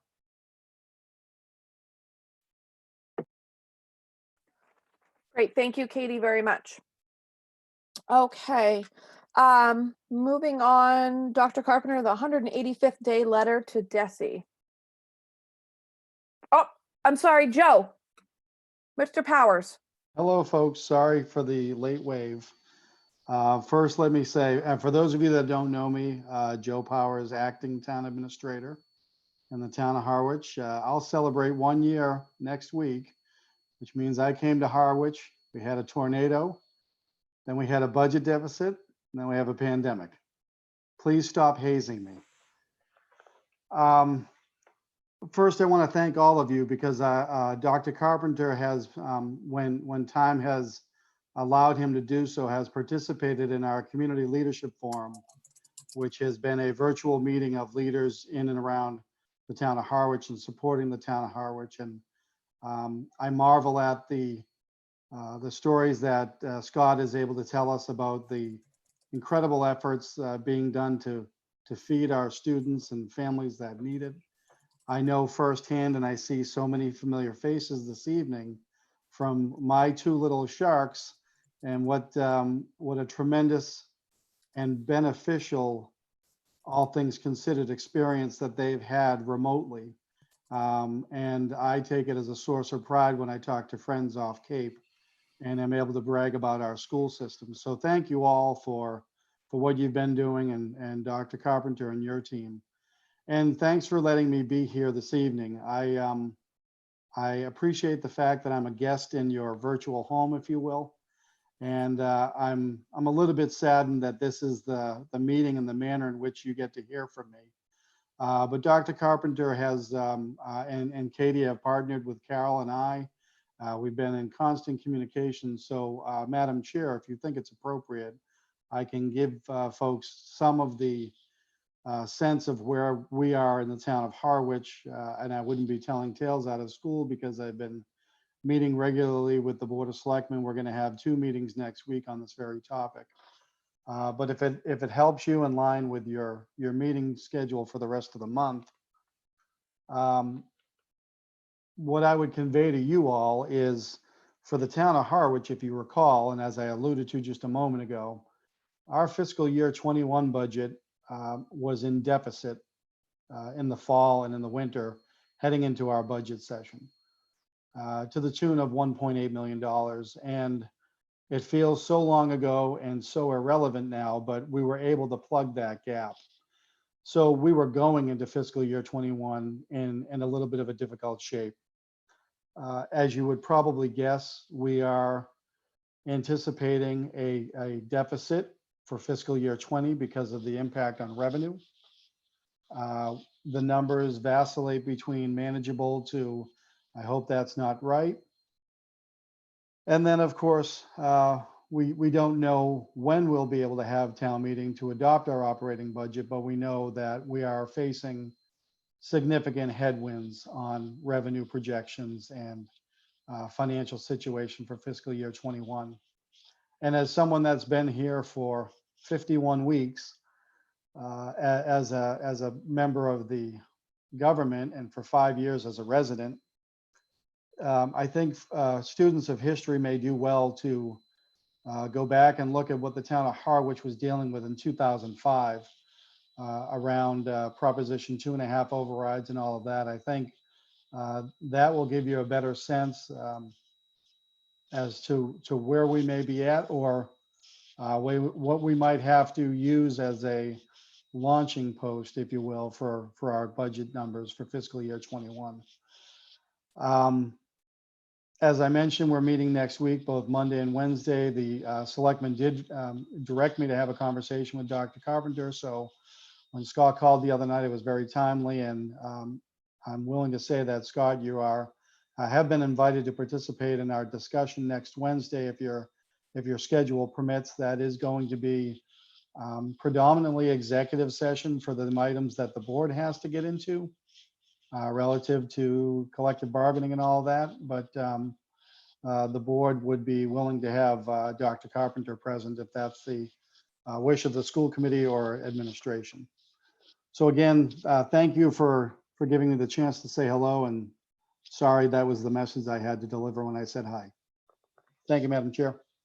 Thank you, Joe, very much for all the information. We certainly appreciate it. And I think that I believe Dr. Carpenter did discuss attending that meeting. And then eventually, I think perhaps some of the subcommittee for the finance committee will be getting together with you guys as well. So that sounds great. And Madam Chair, if I may, if you're about to head on to your next subject, I'm about to drop off. But I would want to put out there, Dr. Carpenter has shared many different scenarios for the purpose of conducting a graduation of some sort. And all I will say is that he's received word from our public health director. And I just want to pass on behalf of the town of Harwich that we stand in support of what Dr. Carpenter and you all are trying to do. And I'll tell you that we have 2 signs, both at the Emergency Operations Center and in my office at Town Hall, that says we support our graduates. So that's all I'll say about the later discussion on graduation. But good luck with that. And thanks all very much. Appreciate it. Thank you, Mr. Towers, and thank you for your support. Have a great evening. Thank you. Okay, with no further discussion on the 21 regional 1/12 budget, we'll be moving on now to the 185th day letter to Desi. Dr. Carpenter? Yeah, am I clear? Did Joe not mention sewer projects as one of his trials of Job that he's been going through since he took on the job? No, he I'm didn't. like- I think there's too many to keep track of. It's one of those things you can imagine how COVID-19 has really sort of displaced everybody's thoughts when the sewer projects that are happening in Harwich are Mhm. kind of left the radar screen. But anyway, one of the things that we are required to do is either continue in school to our 185th day or put in an appeal to the commissioner for to end prior to our 185th day. Keep in mind that schools are supposed to go to 180 days, but because of the unique COVID-19 closures that have happened across the state, the commissioner was saying that districts need to go to 185th day unless an appeal is made. So I believe you had in your packets a letter that I penned. Ultimately, Jackie, as the chair, if the committee approves, would need to would need to sign off on the letter. It's supposed to come from the school committee as something that's been voted. But I want to sort of explain why not go to 185 days. And first of all, I think there's a disconnect between what Monomoy has been doing when it came to distance learning and how it's played out in most other communities across Massachusetts. And we also have been blessed out on the Cape that we did not have any school closures due to storms this year. So while other districts lost snow days, we didn't have that. I also just want to share that I have over the last couple of weeks had conversations with 2 school committee members in suburban Boston districts that were just commenting and kind of teasing me, just saying that that their superintendents and school committees have been informed about our distance learning that's happening here as a model for what ideally the state could be or should be looking at, in part because I had shared with all these superintendents through a listserv along with my own little 2 cents on why I think there's something really magical important about maintaining face-to-face connection despite being in a situation where we need to be in distance learning. So anyway, I just want to share publicly the letter and request if there's something that needs to be tweaked about it, I accept that and we request that the committee vote to send this to the state. So the letter's supposed to go to Associate Commissioner Betancourt. And what I wrote is the Monomoy Regional School Committee respectfully requests that the Department of Elementary and Secondary Education permit our school district to end on what would be our 183rd day. Monomoy Regional Schools had no snow or storm closures this year. Our superintendent had been monitoring how COVID-19 had been overseas and had developed a detailed remote learning plan before any schools in Massachusetts closed. Our district closed for only 3 days, March 16th, 17th, and 18th, to negotiate a distance learning strategy with our union and transition to distance learning. Our teachers worked March 19th and March 20th in professional development sessions to practice using tools needed to successfully launch distance learning, and we're posting materials in Google Classrooms across grade levels. Concurrently, our families were coming into our buildings following social distance protocols to pick up Chromebooks and all materials they would need to potentially close out the school year from home on March 19th and 20th. On Monday, March 23rd, our district launched into what has been a model of distance learning for our state, and one that our superintendent has shared with his peer superintendents. The vision behind our model of distance learning was that we connect face-to-face with every child every day. We have attached to this appeal a copy of that original plan that was implemented on March 23rd, as well as memorandum of understanding we have with our union after parties mutually agreed on how our initial face-to-face approach would be improved. We began initially with 2 weeks of enrichment and review to ensure all were accessing the virtual classrooms and moving the curriculum forward. 3 weeks before DESE published prerequisite content standards. Our distance learning approach is provided in great detail on the district's website. While other area districts closed before ours and took weeks to roll out viable distance learning plans, Monomoy has proudly been leveraging the power of connection, and our students have been in face-to-face meetings with their teachers every day since March 23rd. We have also effectively been providing our special education students and English language learners with supports, including virtual one-to-one throughout this period. If we had teachers teach during April vacation, or if we are required to go to day 185, we would be in a contractually untenable position with our teacher union. They were working for 2 days during the week of March 16th and setting up Google Classrooms for their for students, while teachers in other districts may not have been required to work. Requiring our district to extend the teacher work year by 2 days creates a fiscal burden that's not in our budget, as they would have worked the full contractual year by day 183. Extending our teachers' work year to day 185 would also be inconsistent with the spirit of negotiations that we had with our teachers to develop the face-to-face approach that we have had in place since our school closure on March 14th. Our school committee requests our 183rd day be our final day of the school year. Sincerely, the chair, and we would attach to that the original plan and our MOU.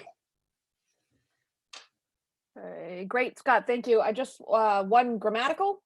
Paragraph 2, first sentence, second line, that our superintendent has shared with his peer superintendents. I think you have share there.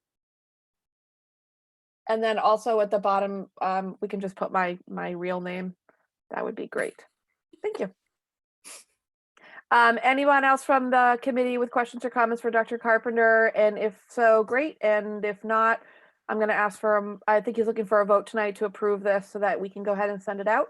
So if there are no questions, oh, Sharon. My question is, will the 183 days be all with students, or are we asking our students to end before that and have a day or two professional development? Sometimes that happens. So I'm just trying to be clear what we're doing here. No, our teacher work year ends on students' last day of school. So had we not had the COVID-19 closures, we would have been ending without snow days on our 180th day. But we did close for 3 days because of the COVID-19, and then our teachers had 2 days that they were in professional development to support launching this while we were reuniting students with all the supplies they needed to go launch in the face-to-face sessions the following Monday. Okay, I'm clear about this. Thank you. Thank you, Sharon. Thank you, Scott. Scanning the room, and Miss Scott. Move to approve the letter as presented with the two minor changes you made. Second. Okay, I'm going to do a roll call. Everyone turn their mics on, please. Mr. Russell? Mute. You're on mute. There he goes. Aye. Ms. Scott? Aye. Ms. Langelier? Excuse me, Aye. Henderson? It's okay. Ms. Gaines? Aye. Ms. Sheehan? Yes. Ms. Straussiello? Yes. Ms. Stout? Aye. Okay, great. Motion carries, Leah. And we will go ahead and make those corrections, and I will put my beautiful autograph on it like I wrote it. Okay, next up would be the NEASC the NEASC final report. Hey everyone, that's me. I'll see if I can present here. Forgot how to.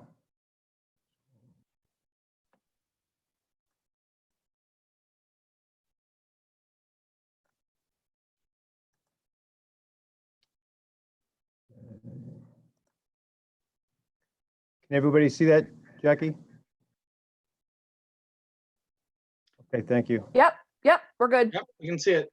Thank you all. So this is our decennial, our first as a Monomoy District accreditation report from the New England Association of Schools and Colleges. And it's a summary basically of a 111-page document that you all received and I'm sure have read. So thank you for doing that. It's actually a lot of great things in this. So I'm going to just try to summarize them tonight and then I'll take some questions. And I'll also go over next steps and how we use the report and what it's for.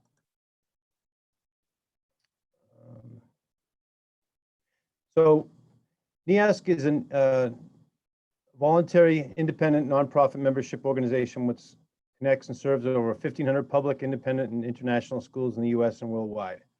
So it's pretty common and very popular. And the concept is a group of professionals in the field, principals, superintendents, teachers, come into your school after you do a self-assessment of your school based on 7 standards, which are listed there, and an in-depth self-reflection. And then this group comes down and visits, in which they did of October 27th through October 30th, Sunday through Wednesday, 4 days, pretty intensively to basically assess what you've assessed and see if and validate it and triangulate it with resources. So they've met with school committee, central office, principals, teachers, students, community members, you name it, they met with. And they wrote this very thorough report. And the report consists of a lot of language explaining their assessment of the school, 111 pages, but the meat and potatoes come down to commendations, which are things that we're doing well based on our self-study, and then some recommendations for each standard. And that's kind of what I'm going to highlight tonight to give you an kind of an outline of what happens. And then the next steps will be for us to take those recommendations, and we're responsible for providing them with a 2-year report and how we are addressing those so that we're improving. So it's a really good process, and at the same time improving the things that we're doing well, the accommodations. So it's pretty thorough. Then there's a 5-year report that we do to kind of continue that process. Some things can take 2 years, some things are longer end, it may take 5 years. And then in the 10th year, they come back and redo the whole thing again. So that's the process. So standard 1 is core values and beliefs about learning. And I'll try to just summarize these instead of reading them all to you, but so some of the commendations they had were how our core values were embedded in our culture and kind of guide everything we do, including the policies, procedures, decisions, and the resource allocations. They were impressed with the significant steps taken to embed the core values into our culture, including some examples were Jossamauer and global studies. Then the last one there, and there were more, again, I'm highlighting a handful of each. Development of challenging and measurable 21st century learning expectations for all students, which address academic, social, and civic competencies. And we had spent a lot of time as a staff and community developing those. So they were impressed with them. Some recommendations under the standards were to make sure to be more uniform and complete implementation of those core values and 21st century learning expectations across the curriculum.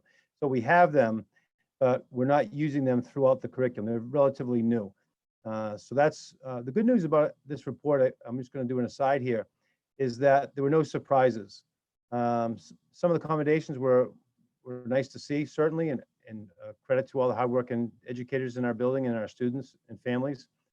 But the recommendations, there were no surprises. They were all things that we had in our self-study, and that we were pretty transparent that we needed to improve on. So that was good.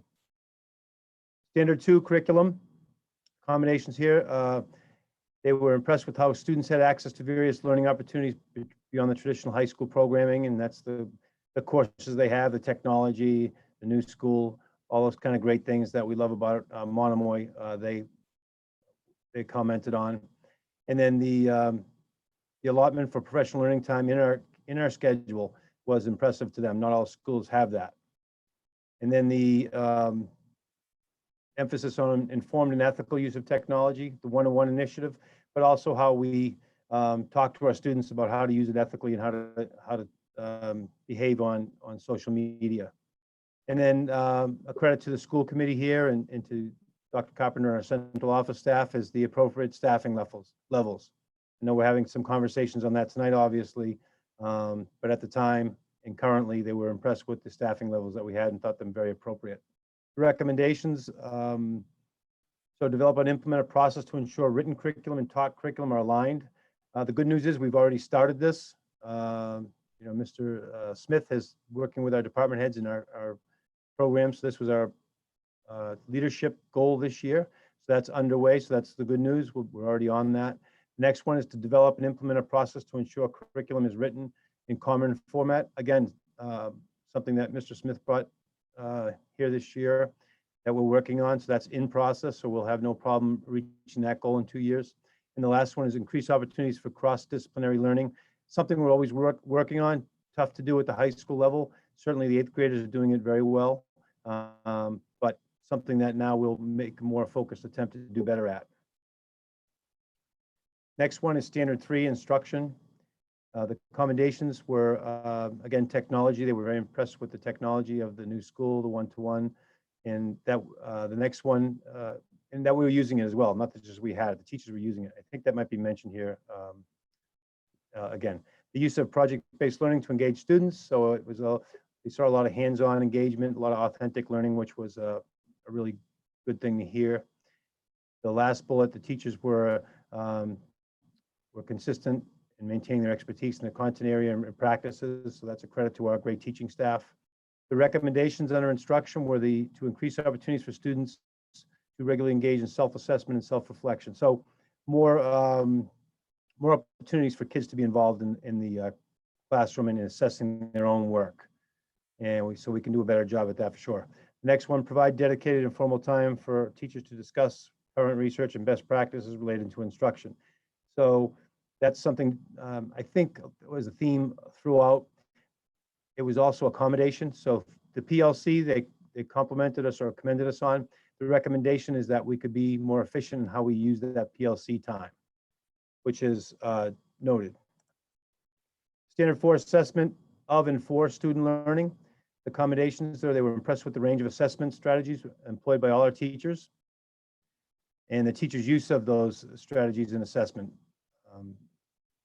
to adapt their instruction. I think that's important to note that teachers are using the assessments to meet with other teachers to talk about it, and based on how the kids perform on those assessments, adjust and adapt their instruction to reflect that. The widespread use of specific measurable criteria for success, so there weren't a lot of surprises for kids on what the goal of the class or the assignments were, so that's a good commendation for us and our teachers. Some recommendations under assessment: develop and implement a common course and common grade level assessments. So what that means is that every Algebra 1 teacher, for example, should be using all the same assessments. And every grade 9 experience should be similar in the content areas. So we're doing that this year. That started. That'll take a little time, but certainly that's a great goal to have and something we're working on. The experience in every class should be, a common class should be the same. So ensure all teachers are provided formal common planning time and professional development for work on assessments and revision. Again, this goes along with the line with PLCs, but also our PD time, our professional development time. They're recommending that we use that time to work on teachers working on the developing these assessments, which we have used PLC time for. And the last one is develop and implement a plan for teachers to collaborate regularly in informal ways to work on assessments, kind of similar to the one before, so that during our PLC times, structurally wise, we should have the focus be on assessment. And then standard 5, school culture and leadership. This was a really nice section for us and something I was proud of personally, that the current class sizes that allow teachers to provide students with individualized attention, they need to find success. So they were very impressed with the class size we had. The annual slogans, "You are important," and "Home away from home." They believe that permeated the building. It was very clear to them, and they believed it created a positive, inclusive school culture, and where the students reported feeling safe and connected. The autonomy afforded the school principal by the superintendent was also noted and appreciated, and I would second that. So that was an awesome commendation. And the last one was the persistence and passion of the school community in its effort to create an inclusive, accessible, and challenging academic experience for all students. So this one was a really awesome one. It included the community. They noticed how involved our community parents were with our education of our kids, kind of like that home away from home feeling. So I think this standard was really a home run for everybody. The recommendations here were develop a plan to mitigate the anticipated enrollment increase associated with the bubble coming next year. So they knew that was coming, and we're obviously trying to work on that in spite of what's happening with the budget. And then the develop and implement a more consistent set of expectations around PLC meetings. I think I referred to that. So the good thing about this is that the same theme keeps coming up: professional development and what the teachers are working on. We should be focused in those meetings. So that's something we're very aware of, and it's noted throughout the standards. Resources, school resources for learning, standard 6. Accommodations were the collaboration among faculty and student support staff. They were really impressed with how our counselors and nurses work together, as am I. That was an obvious one, but it was good for that to see for our counselors and nurses. They really work hard and do a great job. The availability and responsiveness of the counseling staff, again, their communication, they've kind of really shined during this, this pandemic when we've been out of school, hard working, connecting with all our kids and making sure our kids are connected. So that was a nice kudos to them. The availability of the media center for students before, during, and after school, that's not common in all schools. So it was nice to see that the kids had access to that and that the NEASC visiting group identified that as a commendation. The variety of special ed programming to support inclusive learning opportunities for all students. So there's a general shout out to our special education programming, the shore, sand, and seal programs they were particularly impressed with. Recommendations: develop and implement a plan to deliver written comprehensive guidance, curriculum to increase guidance services to all students. So we have a curriculum, it could be more thorough and involved and connect better with our students. So in the guidance area, so we will work on that. That's something we can certainly accomplish. And establish formal program evaluation for the support services, something we are currently working on. So again, all of these recommendations are within our scope and very achievable for us within the next 2 to 5 years. Then the last standard is community resources for learning. One of the accommodations here is the majority of faculty and staff members, as well as administrators, who actively engage families as partners in each student's education. That was something they were very impressed with. So that was a nice one to see. This next one is one of my favorites. I couldn't agree more with the level of pride and ownership demonstrated by the custodial and maintenance staff to provide an exceptionally clean building and campus that support teaching and learning. So notice how it's not just a clean building, it supports the learning and health of the kids and the teachers in the building. So they thought the building was like a year old, and they were really blown away by that. So that's a shout out to Mr. Travers and our custodial team, and Cliff Steinrock, the lead. So I can't say enough about them. And the folks at the golf course that take care of our fields outside, they were very impressed with that. The extensive development of productive community, business, and higher ed partnerships that support student learning. Again, all of our outside communities, our fire, police, they're just awesome to us. And it was nice to see that they were noticed and identified here. And a lot of that through us to our internship program and some programs we have with the local junior colleges. The recommendations here is develop and implement a long-range plan to address staffing needs and projected enrollment changes. Scott's consistently doing that each year with us, so I think that's an easy one.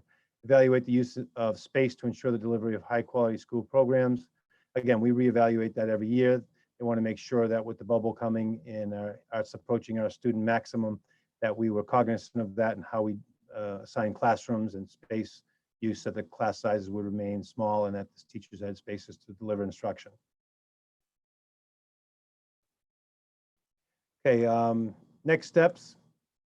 So we got this on March 4th, and in case you're wondering why are we presenting it now,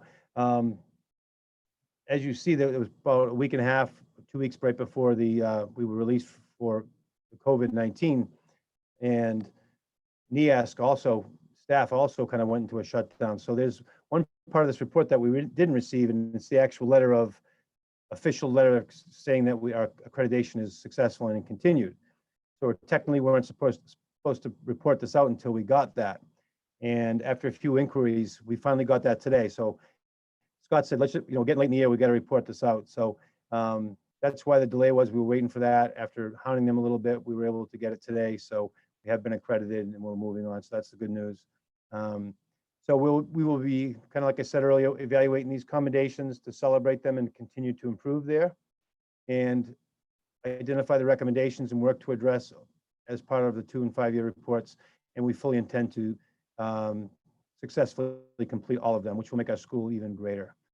And then the last one is work with administration, educators, support staff, and students, school council to implement changes in a school improvement plan that will align to our strategic plan. So that's kind of how we will attack those. We'll do some that won't be in the school improvement plan, but another great way to involve the school community and everyone else is through the school council. They'll have an active role in working on this to achieve the next steps and goals.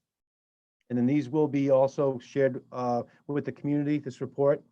The local libraries, the media will be up on our website, so everybody will have access to it in the coming days. Thank you. Great, thank you so much, Mr. Burkhead. I would open this up to questions of the committee. Let me just see if I can get back to my big screen. Maybe not. Oop, maybe once he's complete doing Oh, I that. have to can stop do sharing that. maybe? Woo, wow, that's your face right there. Okay, hold on. Oh, there we go. Woo. That's coming next. All right, Tina, since you're talking, did you have a question? Go for it, because I can't Yeah, see everybody, so. Actually, one comment, one question. Bill, I just this brought me back to this wonderful visit. And I was very happy, as many of us were, a part of this. And it's just wonderful to kind of see the report. So I just wanted to thank you. That was such a wonderful experience. And I have flashbacks of how great it was during their visit. So just wanted to say that. I actually had a quick question for my own knowledge. You mentioned student maximum. What is that? At the high school, what is the student maximum? I believe it's 750. Scott might correct me on that, but 700 or 750? The building was built for 700. Okay, for 700. And where are we right now? 623, 630. Okay, all right. Thank you. You're welcome. Thank you, Tina. Mr. Osceola? Unmute. There we go. There it is. First off, thank you, Mr. Burkhead, for the presentation. Thank you also for the brevity. And because it's a 111-page document, I think you summarized it fairly. And I would also mention as an aside that the profile of the principal that emerges from this document suggests someone who should consider looking for a superintendency in a nearby district. So I hope you think about that in the future. First point, though, a couple points to make. The first addressed to my comrades on the committee. I think it's an important document and you deserve time to become familiar with it, to have a chance to look through it carefully. And that may mean we need to put it on an upcoming agenda so that you have time to look at it, reflect on it, and make comments, whatever those might be. I'm quite aware that some people have full-time jobs or part-time jobs. Some of you are teaching children, raising children. Some of you are seeing clients. Some of you are helping with grandchildren, taking care of husbands. I have some work to do taking care of a wife, but that seems so much easier than having to take care of husbands. So I've had time to go through it because of, I'm unemployed now. So I've had the time, but I recognize a lot of people don't have time. So if there is a need for people on the committee to get more time to look this over and have an opportunity to speak on it, please say so.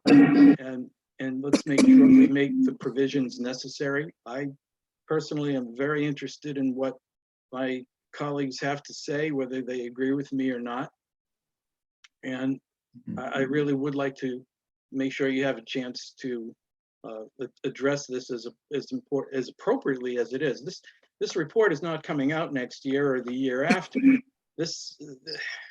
By the time the next report comes out, probably most of us on the committee will no longer be members of this school committee. There'll be another iteration of the committee, and we need to look at this carefully.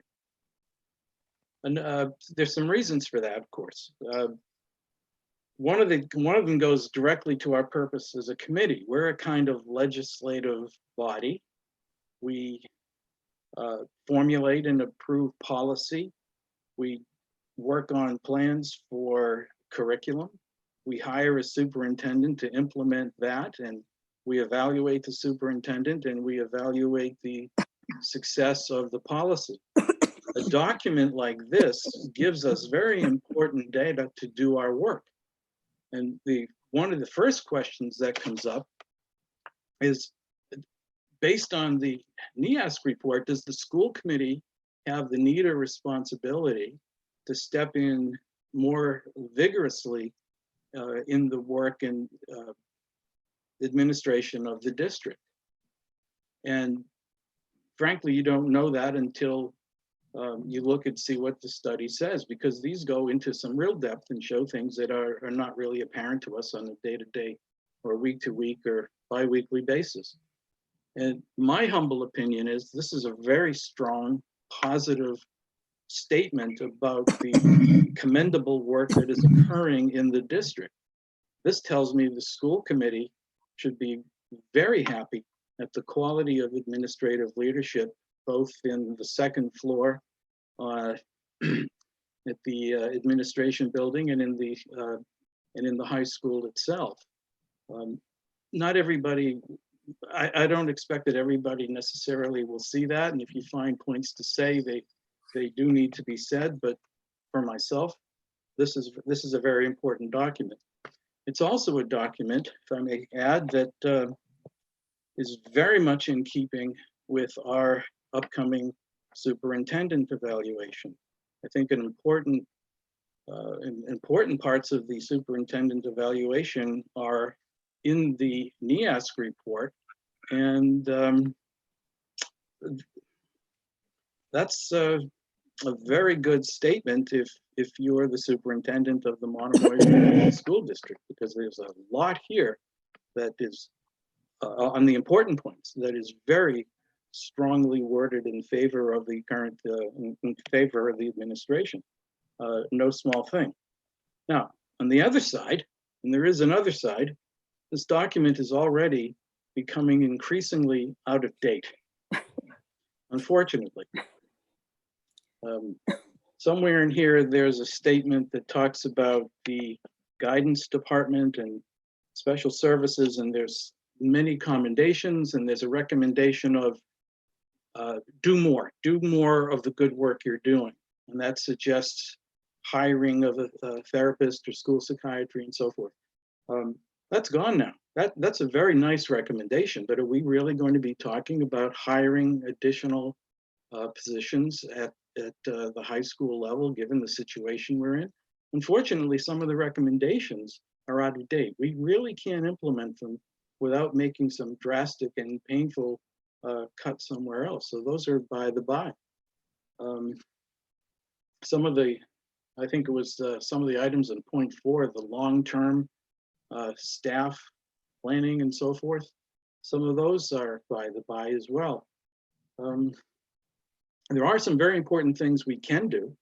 The common curriculum, common assessments within departments, I think those are crucial.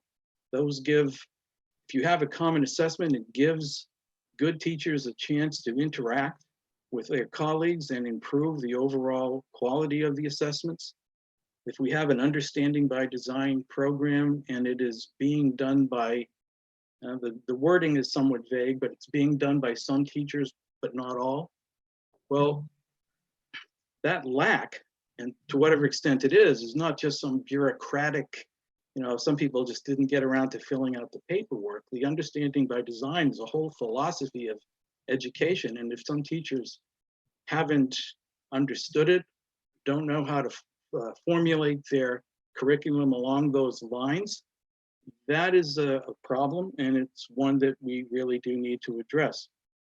And that was one reason I fear some of the consequence of the demise or the postponement of an ELA program, because the one consequence of it, of a necessary decision, I'm afraid, is that it makes it more difficult for administrators to administer. The putting off of such a program makes it harder for administrators to lead, and it makes teachers a lot more skeptical. And there is some evidence of that here.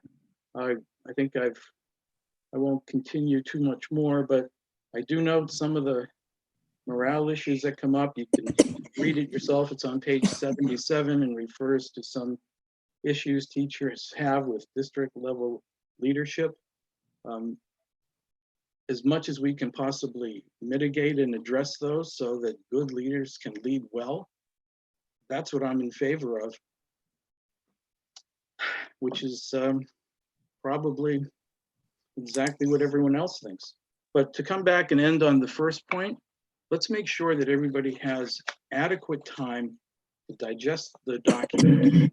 Everyone has adequate time to say what they want to say on this, and perhaps it'll be easier for people to say what they say if I conclude sooner rather than later. Thank you very much. Thank you, Joe. And absolutely, if anyone would like this put on the agenda in the future, we can absolutely do that to give you more time to go over it and review it. And then also, as Joe had mentioned, that there are other areas that we lost my train of thought, such as the superintendent's evaluation, where we touch on the NEASC report and trying to make the connections there. So we do revisit it a little bit, but if anyone else needs more time, we can certainly have it on a future agenda. Ms. Stout. Yes, there are many things I won't say now since Joe said plenty for us, except I want to ask Bill, having served on one of these at a high school, I know that there's usually a follow-up for about a year or so to work on the recommendations. Has that group of people been volunteered or been decided yet? Where are we at on that? Yes, thank you. It's a great question. So yeah, we have a committee, and usually the school council also helps with that. And it was, our steering committee at the school already went to a training. They had a training, I believe in late February, on how to take your report and use it for the preparation for the 2-year report.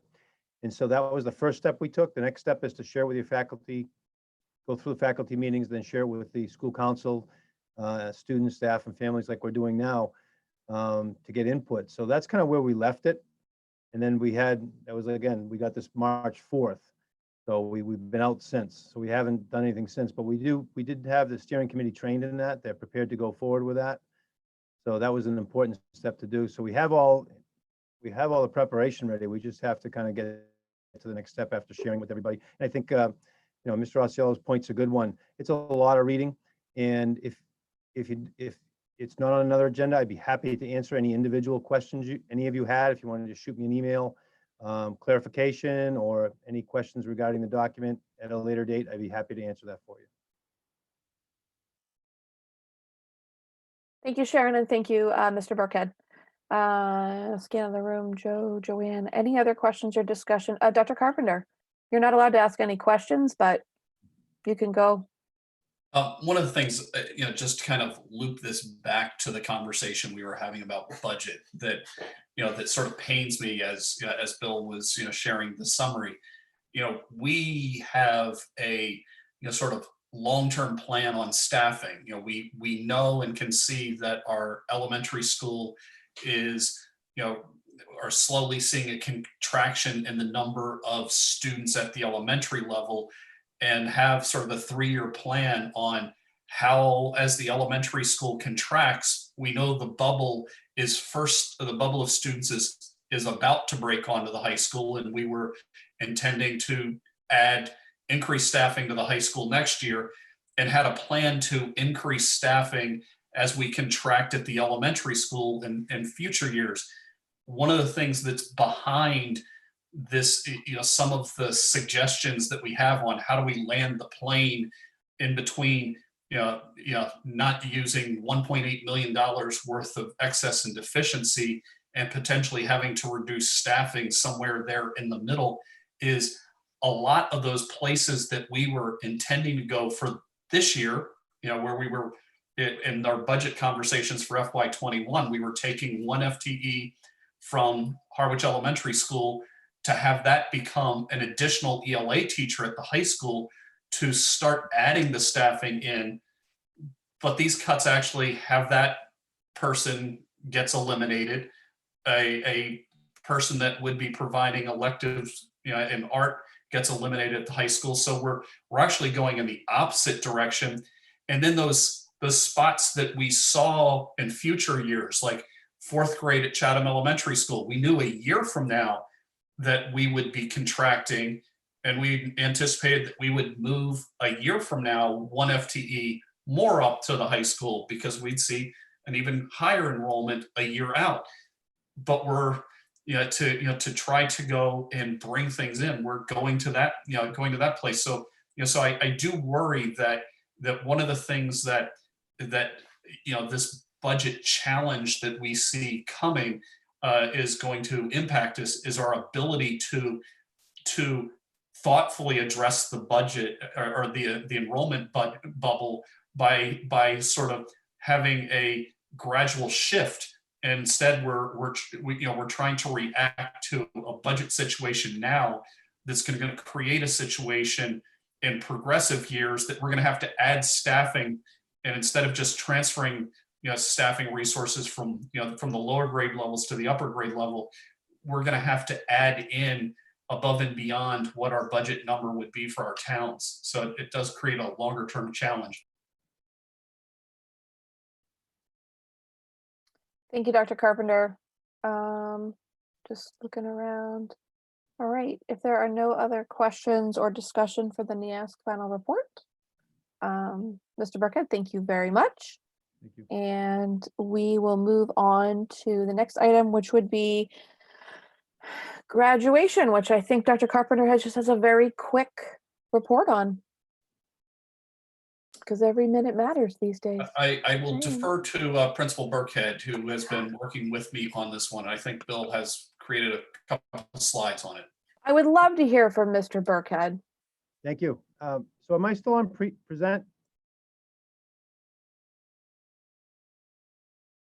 No, you're not. I'm not. Okay. All right, I'll figure this out. Okay. But the suspense is killing me. No, this is good stuff. This is going to be great. You have good Just news. feel it. Woohoo! Okay, here we go. Thank you. Special guest, Jackie. How about now? Now you are. Fantastic. Okay. So I first of all want to start off by saying I miss and love our senior class. I think we can all empathize with them. They've been very patient. I know they're getting to a point, and the parents likely are getting to a point where other schools are doing this or this or this. What's Monomoy doing? And I just ask folks to be patient, because we wanted to do it the best, and we wanted to replicate the best we can their experiences if they were in school. And I think we've done our best to do that. I think we're going to blow some other schools away in what we're doing. So I want to share some of the information tonight. The first step that we thought was really important, and Dr. Carpenter has been working closely with our leadership team on this project, and so it was to survey the seniors and their parents. And so I'm going to share some of that data tonight, which helped us inform our decisions on graduation. and give you an overview of what that might look like. And then certainly Dr. Carpenter can fill in some of the holes. A lot of the good ideas were his. So I'll go over some of the survey results first and some of the things that we asked. So out of the respondents, there were, it was almost close to a 50-50 between parents and students. And we debated, about just doing the students. I thought it was important to do both because we get feedback from both. And I think, we're glad we did that. So we have about 123 graduates, so about half. Would have been better to get a little bit more, but that's the number we got. Okay, so the first thing, we asked were under current restrictions in Governor Baker's orders do not permit the gathering of more than 10 people, and our 125 graduates and their family would far exceed this. If we had an outdoor socially distanced gathering, where would you prefer it to happen? And we put the well-feet driving because some of you may have heard that some schools are doing like the drive-in, and that was one of our initial ideas, and it's a good one. But they were pretty adamant they wanted it on campus, and there's the data for that, almost 85%. So now the next question comes: if we could do it on campus and we had to abide by strict social distancing guidelines, in which only 100 to 200 people, which would preclude your parents from coming, and just the graduates themselves, would it be a yay or nay? And again, this was probably the highest one. Parents and kids were saying 85%. We'd rather have it in person, even if we'd have to sacrifice, the families being there. They'd be able to watch it live, obviously. We'd offer that, but the kids just, at minimum, want to see their friends. They want to wear their cap and gowns, and they want to be on their school premises, is what the data is showing us overwhelmingly. And then the next question was, we gave 4 different dates and, asked them what would be best for you. Moving on, we looked at our neighboring towns on the Cape, and I think all but one have moved it all the way up through August. I think the goal there was in hopes of social distancing guidelines to loosen.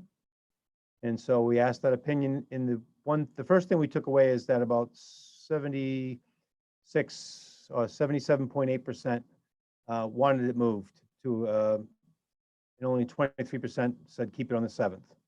So that was pretty clear that we should move it and give it some time.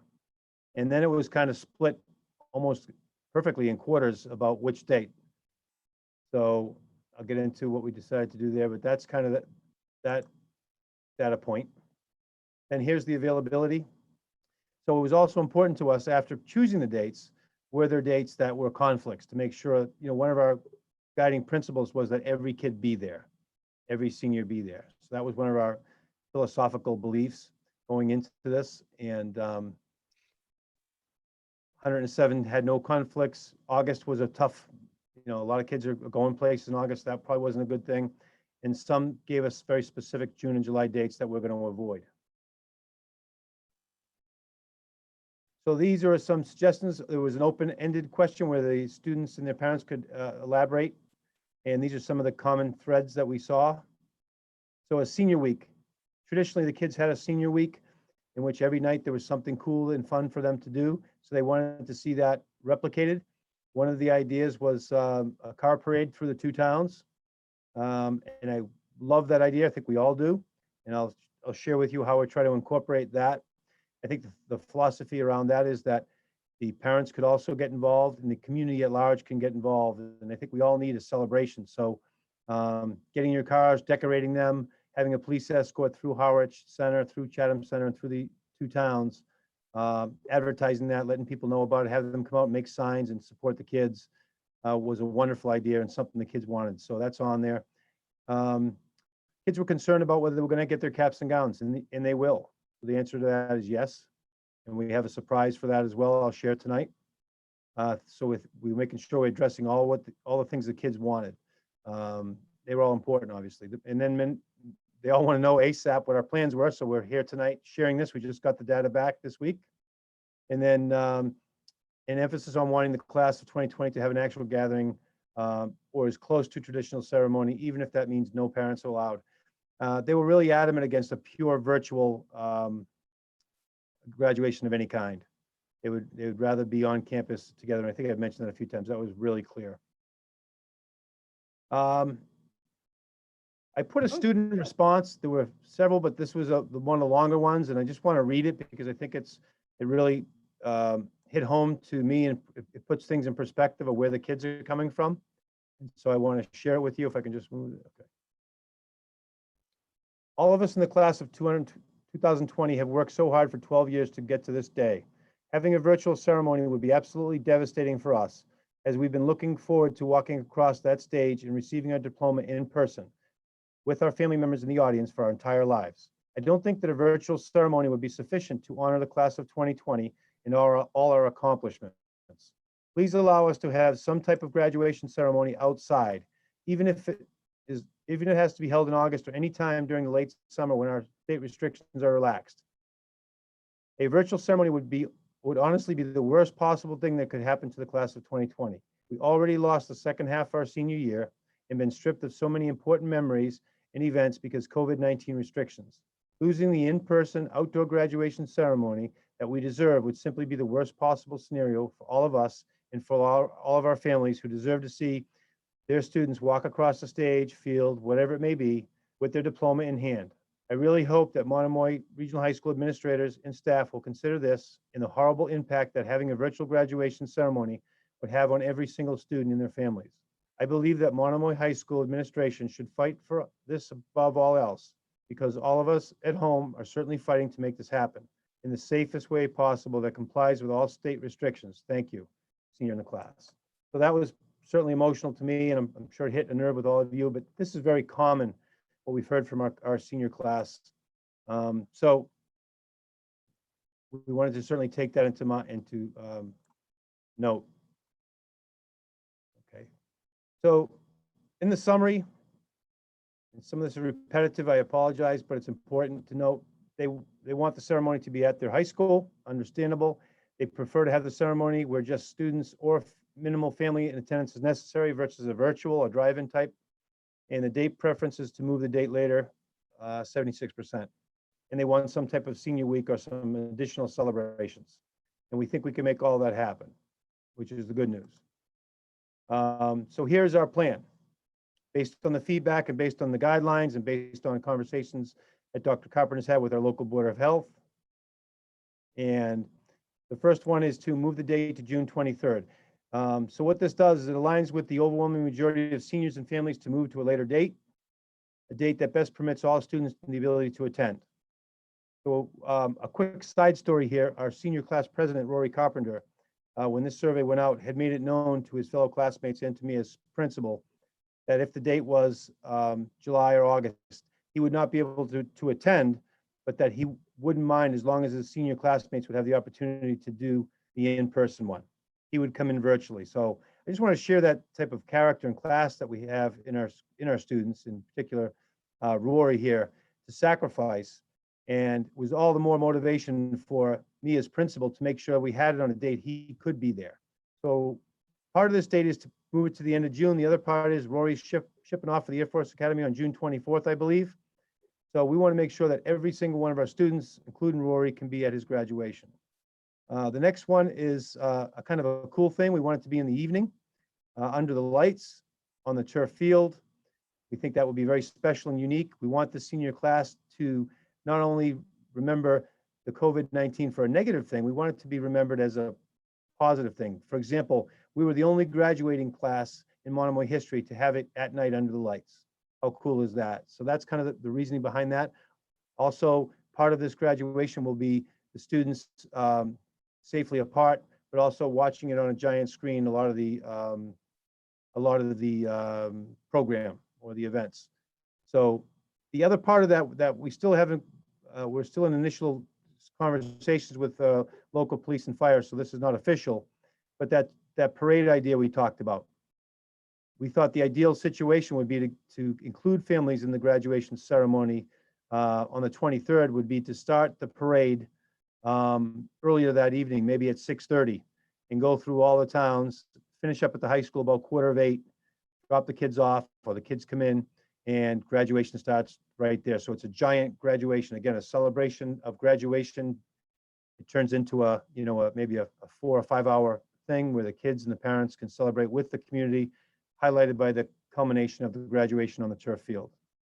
And then here's some just of the actual safety guidelines and how it would look. And right now, it's students only. The speeches and everything would be done prior and would be up on the big screen for everyone, the parents and everyone to watch, along with the students. We'll be watching it live with their classmates. And the social distancing protocols similar to, and I'll show a picture, and Scott can get a little, Dr. Carpenter can get a little more involved in this if he'd like, but the Air Force Academy held a graduation recently. You may have saw that. And even more recently and closer to home, the Mass State Police, which Governor Baker attended, held their graduation ceremonies. We wanted to do something similar to that. So that's kind of, we use a similar safety protocols. And then the last thing is the senior week send off. So what we've done is and this is all going to go out to the seniors tomorrow. And so you're the first to hear it. So we've got several celebrations and surprises for the kids. And we've also set up I want to thank Joy Jordan. We set up a web page for them just for seniors and all the cool stuff coming up. And we're going to have them send their pictures in, and just a nice little home base where they can start sharing their memories and kind of connect with each other and get excited about all these things. And so I'll just go through these quickly. I know we're late on time. The flyer will be going out, but they're really cool. And they're basically our administrative team's gift back to our kids. So the Shock Athletic Tribute, AD Gil Met's been doing a lot of work with the kids, getting them and the coaches to make a nice video celebrating their senior athletes and their accomplishments. And that's going to be, I think I'm trying to look that's going to be on June 2nd at 8 p.m. So that will be, get your popcorn, get your family. There'll be there'll be a showing that will be pre-recorded, and we'll place it up so that everyone can watch that and celebrate our kids. The next one is Shark Sightings, and that's the class officers, Denise Creedon and James Otto, have been working with the students to come up with a variety of fun activities that they'll be doing, and there'll be a lot of photo contests there. For example, one of them, a tradition at Monomoy, is that the kids decorate their caps. And so one of the fun activities for the kids will be to decorate their caps and then have a cap photo contest of that. So that's student-led, and will be a series of fun things over the course of a week. The next one is the, I already did Shark Athletic Tribute twice, so I'm going to do something else here. Shark Last Lap. Okay, I think I missed that one, so that's a typo, I apologize. A tradition for our seniors, which they weren't going to be able to have this year, is after the graduation practice ceremonies, they'd all get in their cars, and we would still be in school because it's 10 in the morning, and the rest of the school would be in session. We'd be done with graduation practice. They'd all jump in their cars and do a couple of laps around the school and beeping their horns and yelling, and the teachers would be waving, the kids would be waving inside. And it was just really fun, and they called it the last lap. So we wanted to honor that and let them celebrate that. So, and we wanted the teachers to be part of that. So what we're going to offer, and it's going to be on Friday night, the 29th of May. It's their last day of school. So we thought that night they could blow some steam off. So what we're going to do is we're going to put we're going to light up the school, put up the scoreboard on 2020, and the teachers are going to be invited in social distance around the whole perimeter of the school. And the kids are going to come in, they can decorate their cars, they can bring their family if they want, and they're just going to do laps around and see their teachers for the first time in a while. Teachers are going to prepare surprise signs and balloons, whatever they want. And so it's going to be a nice way, and they can go nice and slow and kind of wave to their teachers. And it's a great way to kind of get that energy going. So that's the last lap, and we'll be sending out more details to that. And the last one is the Shockmobile. The caps and gowns are very important to the kids, and they've been asking about that. They're coming in the end of May. They typically do that time. And so we, as administrators, Mr. Alamos, Ms. Police, Ms. Gilmet, and I miss the kids terribly, and we typically hand those caps and gowns to the kids on that last day of practice. And we wanted to make sure we could do that and do it safely. So we're going to board a bus, and we're going to drive to every single senior's house over the course of 3 or 4 days and deliver their caps and gowns. Again, in a safe manner. We'll deliver it. We'll let them know what time we're coming, and we'll take some photo ops and have some fun with it. But we will personally, we miss them, we want to see them, we'll set that up with them, but we thought that would be a nice way. And there also will be some surprises in there for the kids beside the cap and gowns. So I think that's everything for now, but we also think that over a course of several nights, there'll be a lot of things to get the teachers, the kids, and the families involved with celebrating our seniors for this year. And here's some Hey. pictures. I'm sorry. Nope. Yeah. I'm just ending with some pictures of what those ceremonies look like. On the left is the Air Force Academy, and on the right is the State Police. Thank you. So does our graduation include the flyover? I'll leave that up to Dr. Carpenter. Maybe. It all sounds great. Can I just go back to some of the dates just because I want to know for myself, and I'm sure they'll be posted, but you said June 2nd will be the Shark Athletic Tribute. May 29th, it's the Shark Last Lap. What's the target date for the Shark Mobile to start its couple-day route? We do have those dates. It's June 2nd, 3rd, 2nd, 3rd, 4th, and 5th, June. June 2nd, June 3rd. Is that for the Shark Mobile?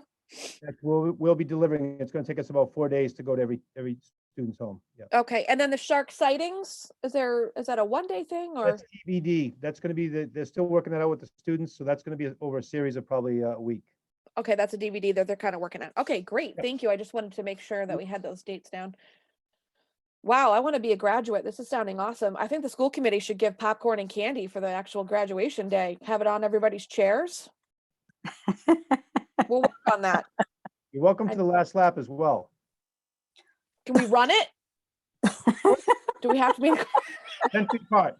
Be like my Spartan. Jackie, you're gonna run the lap. All I'm right. gonna run it. I'll have my camera ready. Tina. Oh, okay. I didn't know if you wanted to say something. I didn't want to. Actually, I do, since I'm off. Bill, thank you so much. Everybody, really, for all the effort. I just really want to say thank you for listening. Thank you for doing this survey. Thank you for listening. And this really reflects that you listened. And I just want to acknowledge that and thank you very, very much. Thank everybody for listening. This is great. Bill, practicing social distancing, are we anticipating they're gonna have masks at this time? And do we have Yeah. really cool shark ones?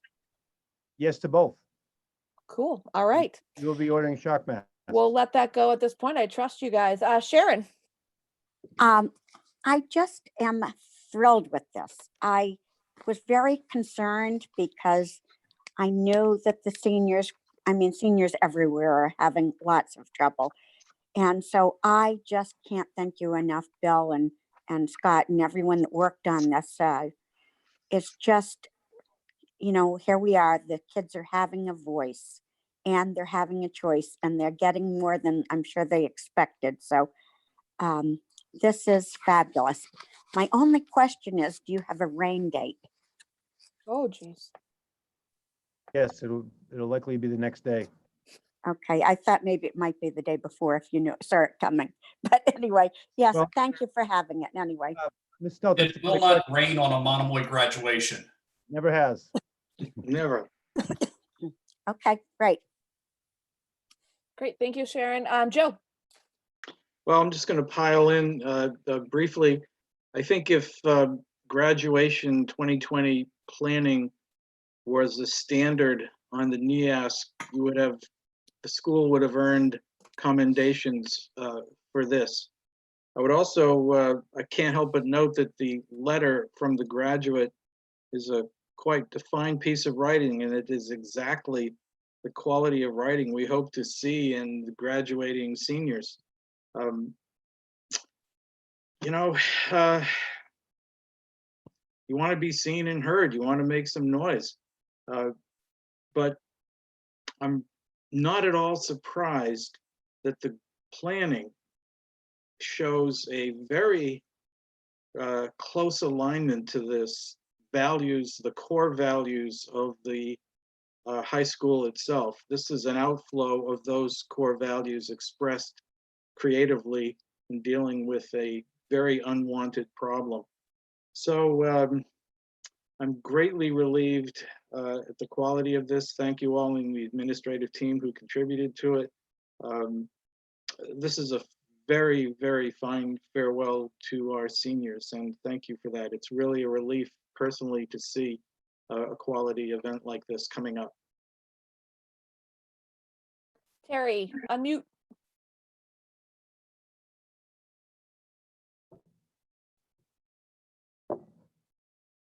You got it. Thanks, Bill. Great job. What you need is a 70-plus-year-old at 9:15 coming up with an idea. A great several days of programming, very impressive. I just want to, the thought occurs to me, and it's very brief, and therefore I'm sure you've looked into it. The only ones here who get sort of short-sheeted would be a mom and a dad. Is there any way in which word could get out to all of mother and dads of the graduates? Give them the opportunity at home. Let me preface. Graduation evening at 8. Did you say it'd be on the turf with a screen? Yes. If mothers and dads were given the opportunity beforehand, like now, to send into school via Mr. Cass a comment about their boy or girl, I'm talking about a minute, 30, 40 seconds.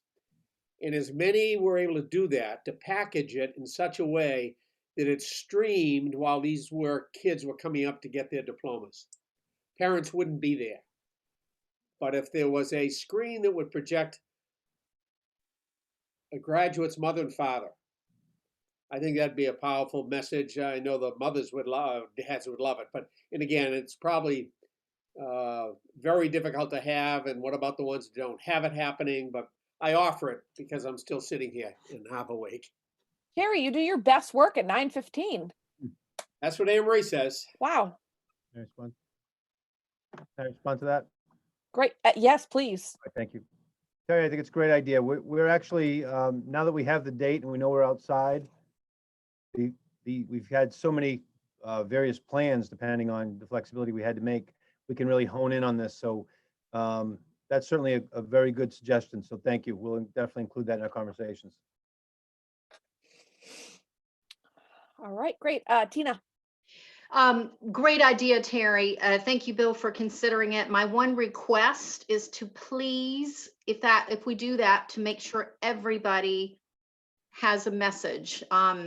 If there aren't parents or whatever the situation is, let's try to find someone, a mentor or someone or somebody that student is close to, because I feel very strongly that every student, not child anymore, has a message.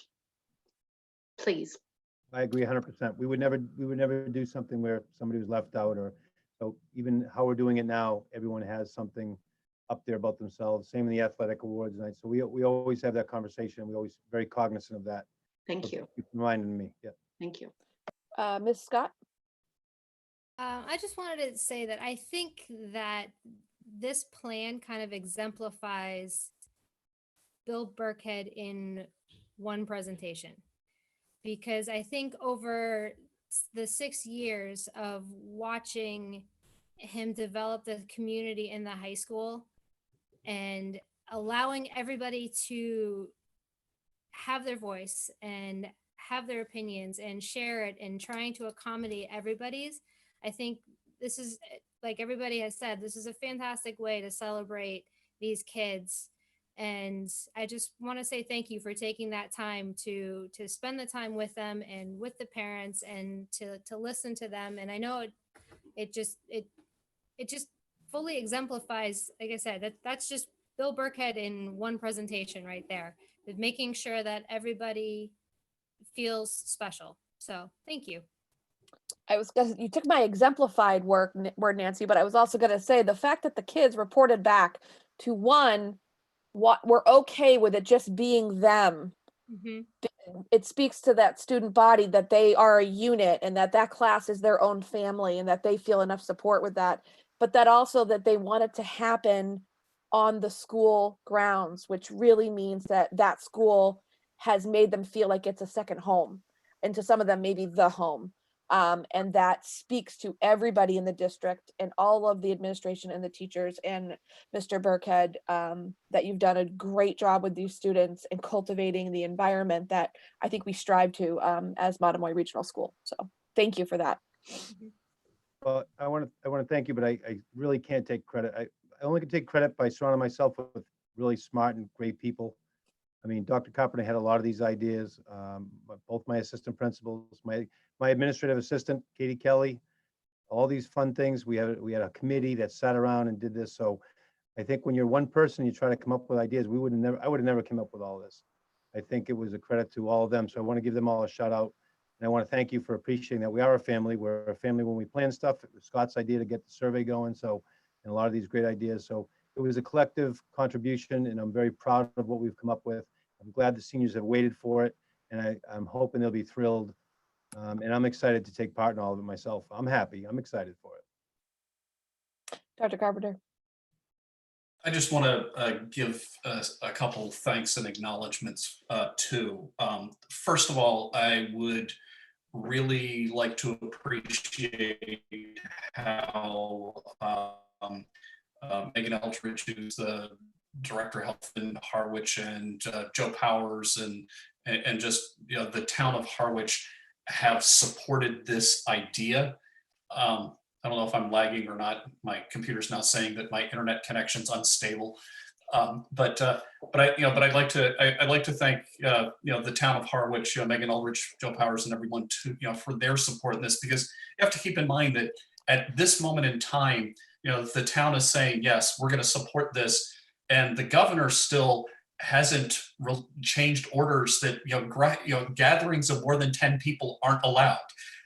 So I was all poised to hit send on an email to the governor unleashing the wrath of the superintendent to point out the obvious, that you did preside over a graduation of 240 Massachusetts State Police officers at Gillette Stadium. Please let us go and do something for 123 graduates on our campus. So just before I hit send, I got this wonderful email from Megan Eldridge with Harwich saying, she supports the idea. So thank you for the town of Harwich for being open to something, and we were very clear on being as safe in terms of social distancing as they were at the state police graduation or at the Air Force Academy graduation, and use those examples as we can do this too. And second, I want to give a lot of credit, and I know he spent a lot of time, to Steve Cass, because to pull off a graduation like this, our seniors are there, but all of the relatives, I know Tina and I have talked about this, potentially we have relatives that want to be there that might not be able to be there, but they'll be able to participate in this ceremony at home and see the stream live. And that stream is going to be live, and it's going to be special. And it's going to be special because Steve Cass is already working with us and preparing to go and do this montage, to go put this together. So all this work that Steve has put in to helping us plan the virtual components of it, are all going to get dovetailed into making this really special, whether you're on that field or if you're sitting in Virginia or Missouri or wherever your relatives may be who wish they were able to be there for the ceremony. So thanks, Steve, for the time that you put in and that you will be putting in on this too. And thanks to the town of Harwich. Okay, great. Thank you, Dr. Carpenter. Well, that's all great news and lots to look forward to. So it's a great way to end the school year for sure, given everything going on. We're going to move on to the subcommittee reports. I know the finance subcommittee pretty much has already, participated in the FY21 budget discussion. And I don't believe we have any policy subcommittees tonight. Are there any other subcommittees I am not thinking of? Nope. Okay, great. Seeing none, we're going to move on to the superintendent's report. And then we just have a few action items to finish up with. Just one quick thing to, just sort of loop back to what we've talked about, or what I've talked about before in terms of just meal distribution that's going on at this time. We have, through our high school grab and go, had a high over the last week of 154 students that have been served both a breakfast and a lunch at the middle school, and a high at the high school of 313 students that have been served during the grab and go. We also have been doing 54 deliveries to homes through Sharks on Wheels.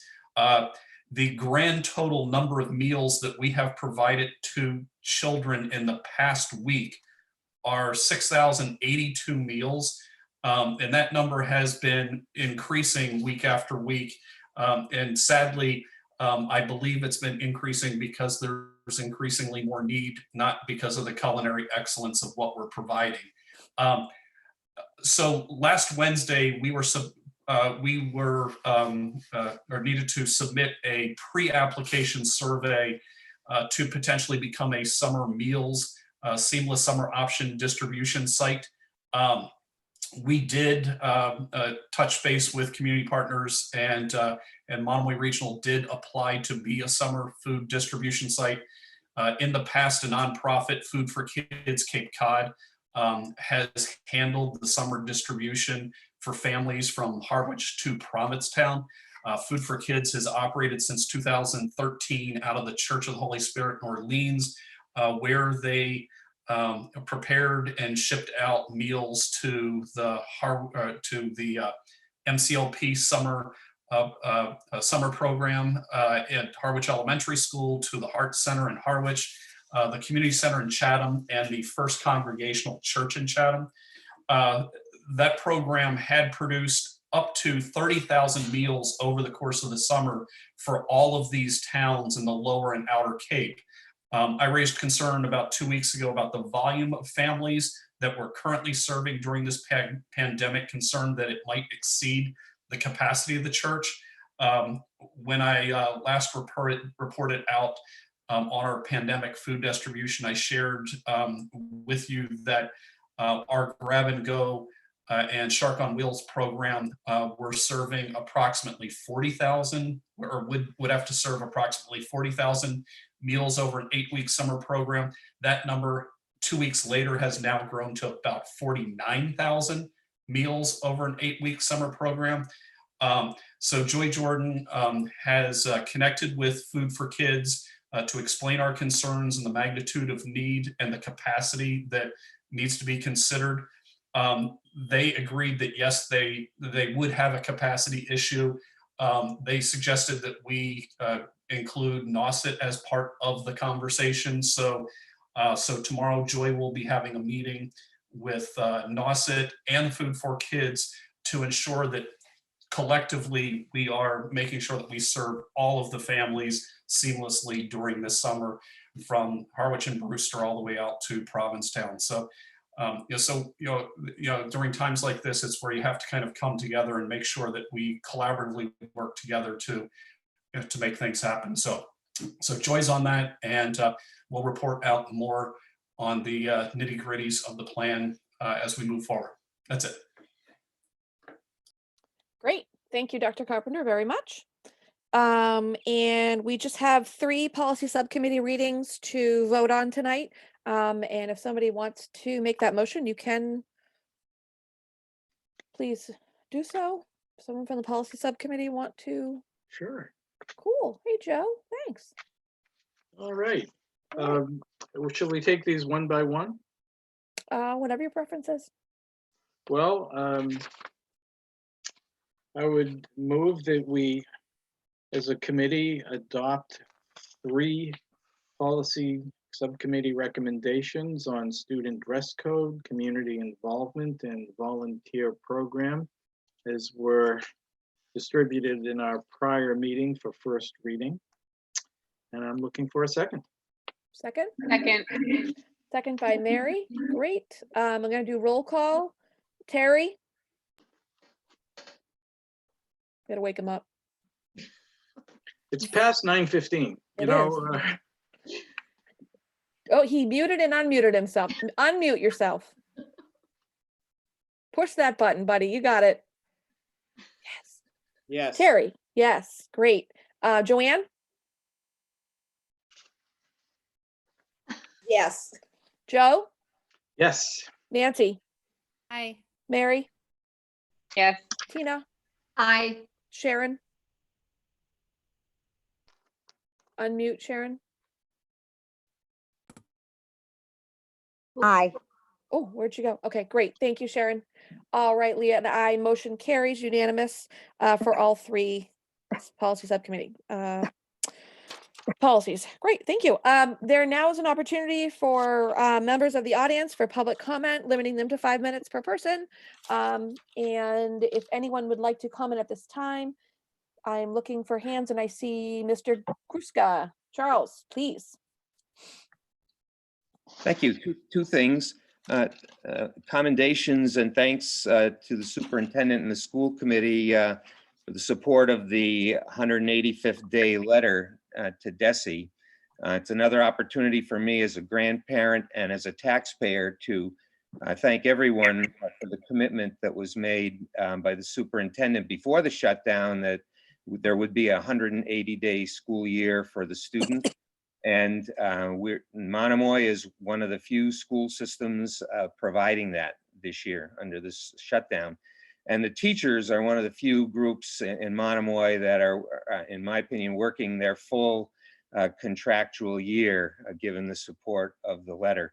Up and running, facing with the students right from the get-go on the shutdown. I sent the superintendent or mentioned to the superintendent an article in a Central Mass community where teachers 2 weeks after the shutdown were still in negotiations with the school committee and superintendent about how shutdown would be handled. And meanwhile, wheels were spinning. So thank you all for a full school year and under these trying conditions for the students, and a full work year on the part of all of the teaching staff for what they did.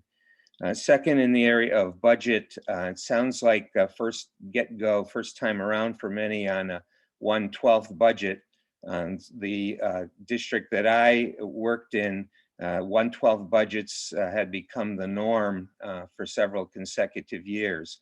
And the situation on that was it was a 5-town school district. And annually, what the situation was that 3 of the towns could meet the requests of the school committee for their proposed budget, and 2 of the towns insisted that they could not afford that budget for the community. And things dragged out, and the schools operated for several months under 1/12 budgets. And in that situation, my understanding was that what happened was that if there wasn't a budget agreed to by a certain day, I think December or January, then the commissioner would decide what the budget would be, and would become the ultimate decision point. And school department would argue for why their budget was appropriate and necessary, and towns would have their opinions felt as well. I'm just anticipating, I think the school committee has to anticipate, given the situation with the COVID-19 and the impact on the town's budgets, and not being able to read how devastating that's going to be. You just need to be prepared, I think, for the possibility that with your best efforts, you may get into situations where the requested reductions in school budgets may really start to be super painful, and maybe even educationally unsound in your mind as a possibility. And the possibility that you're going to get to a point where one town could afford the school budget and the other towns insist that they can't. And what I saw happening was the towns that could afford the budgets were starting to feel that, gee, we want our kids to get this education at this level. We really, I want to hold the line on that budget. And so you have to, I just advise, based on my experience, of those scenarios as possibilities. And I think you have to keep in mind the finance committee and the whole school committee. At some point, the question also becomes, When does a situation get untenable in terms of educational soundness? And you have to be ready to make a determination somewhere down the line of, if we need to hold the line, are we ready to hold the line? And where is the absolute point where the line has to be held? Because my other experience is that once something is lost and once something is given up, it's almost impossible that it will ever come back. And so I don't envy you the situation that you're in. And I only offer that as things you have to be prepared for.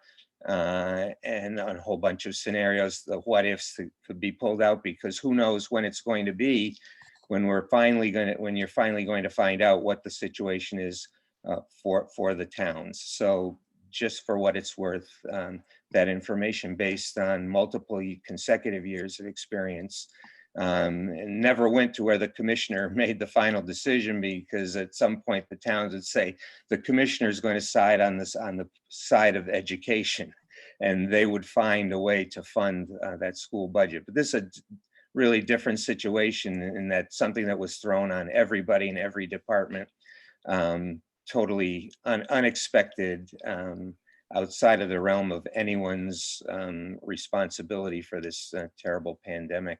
So thank you again for letting me share those thoughts.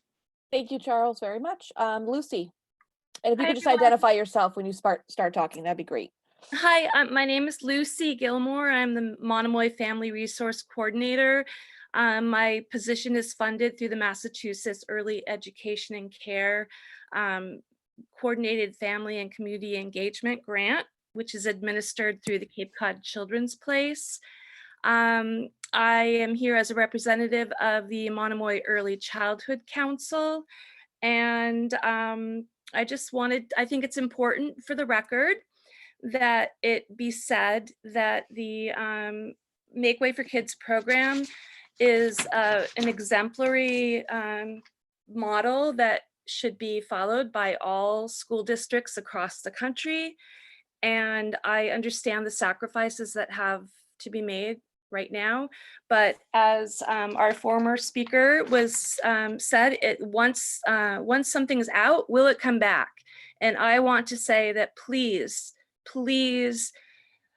consider to bring back the Make Way for Kids model. It's an amazing model. It not only connects kids with high quality education, but it also it meets that model of a strength-based approach that supports the entire family and connects them with really vital resources in the community and agencies that will help them to meet their basic needs and emotional and mental health needs. I would implore all of you to make sure that the YMCA program, which is kind of considered more of a child watching agency than an early education agency, and that they are held to the level of the level of accreditation that the Make Way for Kids program has worked so strenuously to achieve. They are level 3 in the quality rating improvement system, which is a very strenuous and applaudable achievement. So there is an education component there that is getting these kids ready for kindergarten. There is a million different resources that will tell you the importance of the brain development and early childhood education, the importance of it to have kids ready for learning in kindergarten. I also would like to say that the Make Way for Kids program not only addresses education, but it addresses the other 5 protective factors that are super important to bring the whole family to ready to learn and to be a participant in the child's learning. And some of those things are to help boost parent resilience through support and helping them to know how to make the connections that are available to them in the community, to access foods, housing, their basic needs, mental health. And Harwich, the town of Harwich is just an amazing example of the systems that are in place. Not only the Make Way for Kids program, but the fact that we have a youth mental health counselor. I also wanted to say that the social connections that Make Way for Kids provides through their family connection with Blooms, every week they're sending information to the families and communicating with families and sending photographs of what they've learned throughout the day and throughout the week. The parents are getting a firsthand knowledge of good parenting practices and the early childhood development markers that they need to be paying attention to, and also that they're helping to build social and emotional confidence in children and helping them to learn how to self-regulate, to be ready to learn. And those are all skills that Make Way for Kids has been the forerunner in, and I really implore you to consider. I know we're in a situation where there are some really difficult decisions to be made, but I would really like you to consider not taking this completely off the plate of Monomoy School District, because you have been a leader in this very important early childhood support.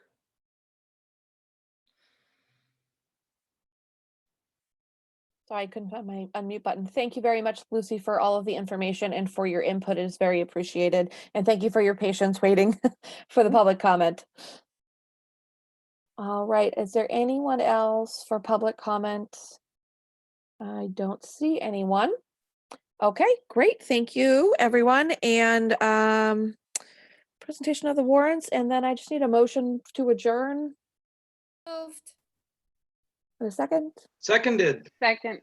Okay, and roll call. Everyone turn your mutes on. Off. Turn your mutes off, I mean. Be Off. prepared to speak. Terry, be prepared to speak. Waiting on you. You're the first one on the screen for me. Unless you want me to go backwards, and that's too much for me at this time of night. All right, I'm going backwards. Oh, no, there he is. There he is. Terry. Yes. Okay. Joanne. Yes. Joe. Yes. Nancy. Aye. Mary. Aye. Tina. Aye. Sharon. Aye. And I. Motion carries. Meeting adjourned 9:40 p.m. Good to see you all. Stay healthy and well, everyone. And Yeah. if I see you in public, stay 6 feet away. You can count on it, Joe. Until next time. Woo.